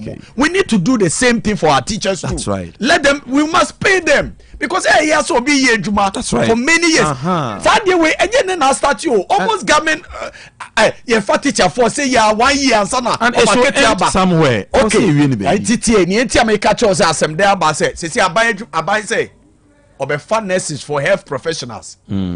Or say before obe start ama wa ye juma no just onya clearance. But that has always been the case. No. This time no o ma wonye juma and okope clearance obe make sure so wo payroll no so ansa na was start am away adwuma menim say so tiatia obe fa all right but you will be in the house until so be okay so obi edi akọ payroll so no ansa na was start am away adwuma as acha aye adwuma let us say teacher for your form say no so kan wo sa because on person be say obi aye adwuma 1 year 2 years after na ye person ye tua nika it's not fair say aban we sika o de be teacher for 7,000 and ye wo mo matena fie o ma ye adwuma 14 months why doesn't the government pay them? I'm look I'm telling you this, aban be sort you out and there's a payment plan for these people, so aban be sort you out o de ye ma ye home by the close of this month na aban sort you out. Great. Because some of them cry your salary just say arrears no na or say aban ye payment plan more say ye man nurses for because some of them have been paid. Me ba so tina me can say nti ye no free. I empathize with them. Me no be ye me sa enya me de me ye juma wo baby 3 months ye ntua me ka me jaye juma no, but they are teachers, they can't do that. Nti yenko ye next we no so hwe Ghana for President Mahama did the biggest social intervention program ene diaba your friend of free primary health. Me ba cho the biggest health insurance pon fa no ho. Ni aye ne say tie me nua tani yo uti tie mi. President Mahama in our manifesto it me nua uti wa me say in our manifesto page 106 of the Resetting Ghana Manifesto 2024 we pledge to make and promote health for all by all. And the can say free primary health care ebeba. It was a campaign promise. Ghana for tie asem. San common him say sadie no ho dada. And common among tie asem in countries and this for nyamoka no ye no kure. Na ma me country WHO World Health Organization today. Asaba mo ka ye nie. Me pese me nya sa omukura bogana baso say for the first time at least Omonia say Ghana is implementing free primary health care because almost that is the most important thing in every country. Unim nienti aye important ni say yentina ho ma yare en dukuru wa ansa na wako hospital and ye wokọ obewu And we like to prevent illnesses, sicknesses. And aban say 150 districts in this country are almost underserved. Almost say sankrofo no. You were cheap compounds. Here near cheap compound where aban a container kind of we be building be. Who said China for COVID by almost the 2 weeks 80,000 bed hospital be. The question is what happens to Agenda 111? Oh, Agenda 111 in the budget. You trust say be finish it 10 this year. We are not the kind of people who don't plan. And honestly, artistic gum. Then now the 4.8 billion. Won't me even complete 20. We say foundation will be yeah. See, you're taking one step after the other. This year we'll finish 10 of the Agenda 111. It's in our budget. We have made provisions for it. Another year we'll finish another 10. Sahani a year no. Yent me finishing in now at the same time. Aban sika kran so no. Teacher for na egu yeti so omo pe omo sika yi. Enti aban say all the cheap compounds within these 150 underserved communities or districts. And one is so sorry. Ofu say oti ye oya na wakoho. Men fa sika bia, men fa coins, men fa paper. And one is so be pe Ghana card. Oko hospital hwa, anase cheap compound hwa. E bia na oti na we oya nti o mama watena se na o mo hwe oti. No say no, yen check your blood pressure, yen check your hypertension, yen check your obesity, yen check diabetes. So mo hwe na wo ye okay a, o ma hwe ofo ti yare na wo kọ. O mo hwe na wo nye okay, no ma ka che say, "Eh, ye check your blood pressure na wo soro." Nti ye we, ye check your diabetes na no so wo ho. Nti so mo hwe na ho no mo ntimi a, no mo de wo kọ clinic. So from cheap compound to clinic. From clinic no mo ntimi a, no mo de wo kọ health center. From health center to polyclinic. So between chief compound and polyclinic no e ho nyina ye free. Sika bi etua ni ho. Sema oye maternity wo kwa wo so postnatal, antenatal, ni nyina wo kwa e free. Aka a minute. Oh, se sia ya. Me kasa ba. Me kra kan ho. Eti ni ameka ne say free after polyclinic no na wo district hospital e ho na wo health insurance no be kick in. Okay. Me but what in the mechanism? Health insurance in the war. But let me give you this information. 65% of Ghanaians are on health insurance. What happens to the rest of the 35? And you're free. Who don't have money? Primary health care for no. It's no. So who need health insurance? Okay. Yes. Some people are also on private insurance. And I'm saying that the government of Ghana says 65% of its people are on health insurance, including private people. Including private people. And also 35 for any health insurance. We need to take care of them. And to nobody primary health care. But it's so she crabby so here. Aban say lorry parks, churches, schools, or this container kind of health no beba ho. They be near check with blood pressure. This a by person prevent you some yare no crab. No, we cry tell some there just 30 seconds. Or say so yare we na ko fear. A by so besa suma the nurses for. They be no more be check here for you. What if you say live on your radio Dwabrem on Otec 1029 FM. Area yasin kunya edin komo kama. Mamen ko Alhaji Hona Alhaji so Alhaji Odaroma we dey unianu mienu amiato munka in the next 5 minutes domye the President Mahama launch free private health care. Grofo hu ni say NHIS adiyana and so esamba na teachers are omaye adwuma for bosom bebre ayi nti omkai and almost so atesi monti say sika o hade na dey fawo for ni enfenti oboka Alhaji Wadaroma dumie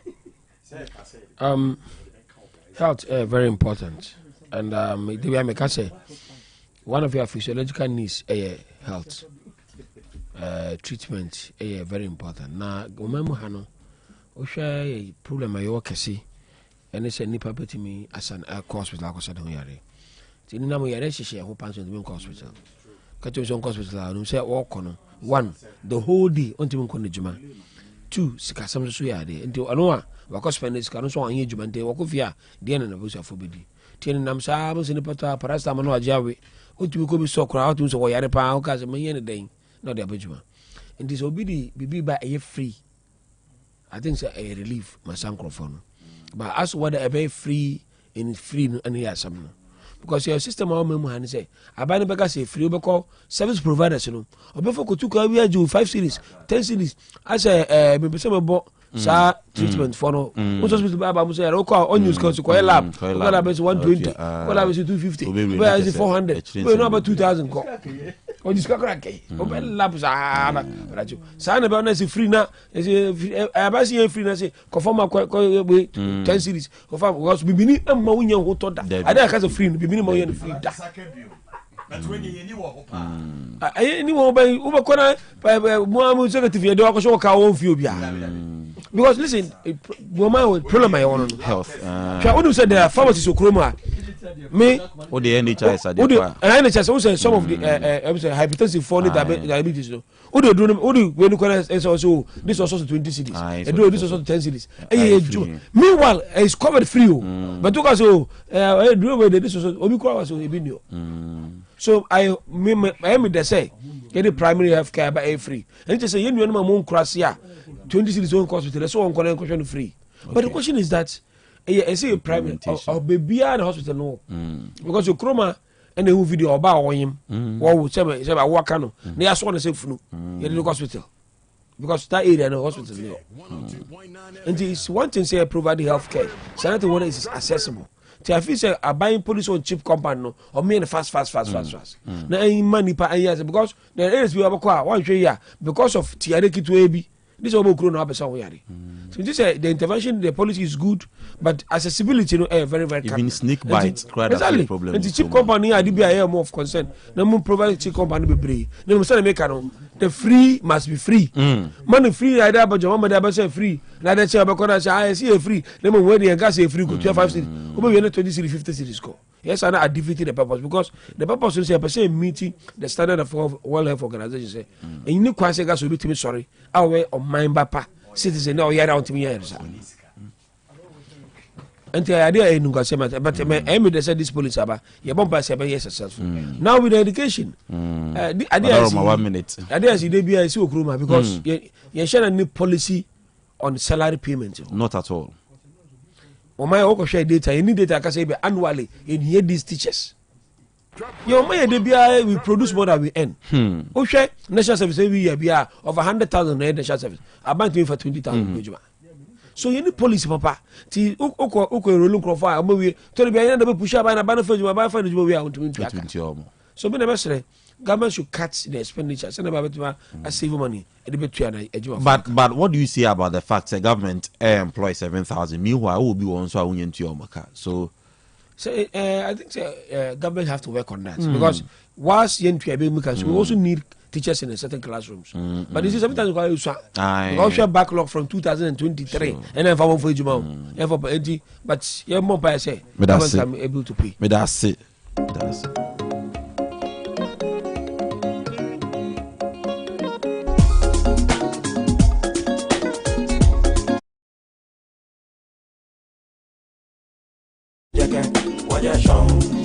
Dwabrem on Otec 1029 FM.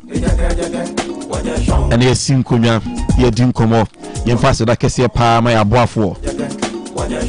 From the NDC, we had Prince Kobe Houston Nyakon, the Virgin Prince, communication team member NDC.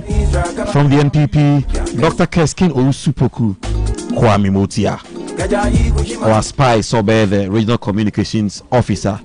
And then Alhaji from the CPP, Alhaji Abdul Salam Isa, CPP regional secretary. Yadamina Mase, Wautie Nyamishao, Yabofuna Yadamase. Show ably produced by Evans, Jessica Pa, Efia Beduke Chwe, and Miaminia Same Kwesi Kwao. Also, Wautie and that's a Kesia Pamao. Then social media team, Yamisha Munina, Madama, your friend Bemayao. We are meeting with the regular host, Dr. Cash. Yamia Duma, Ochina, Bessa di Shemui. I mean, sorry, dear. Kasiabo near the bro. Tinyaboa, the Bessa Asia, Michelbia.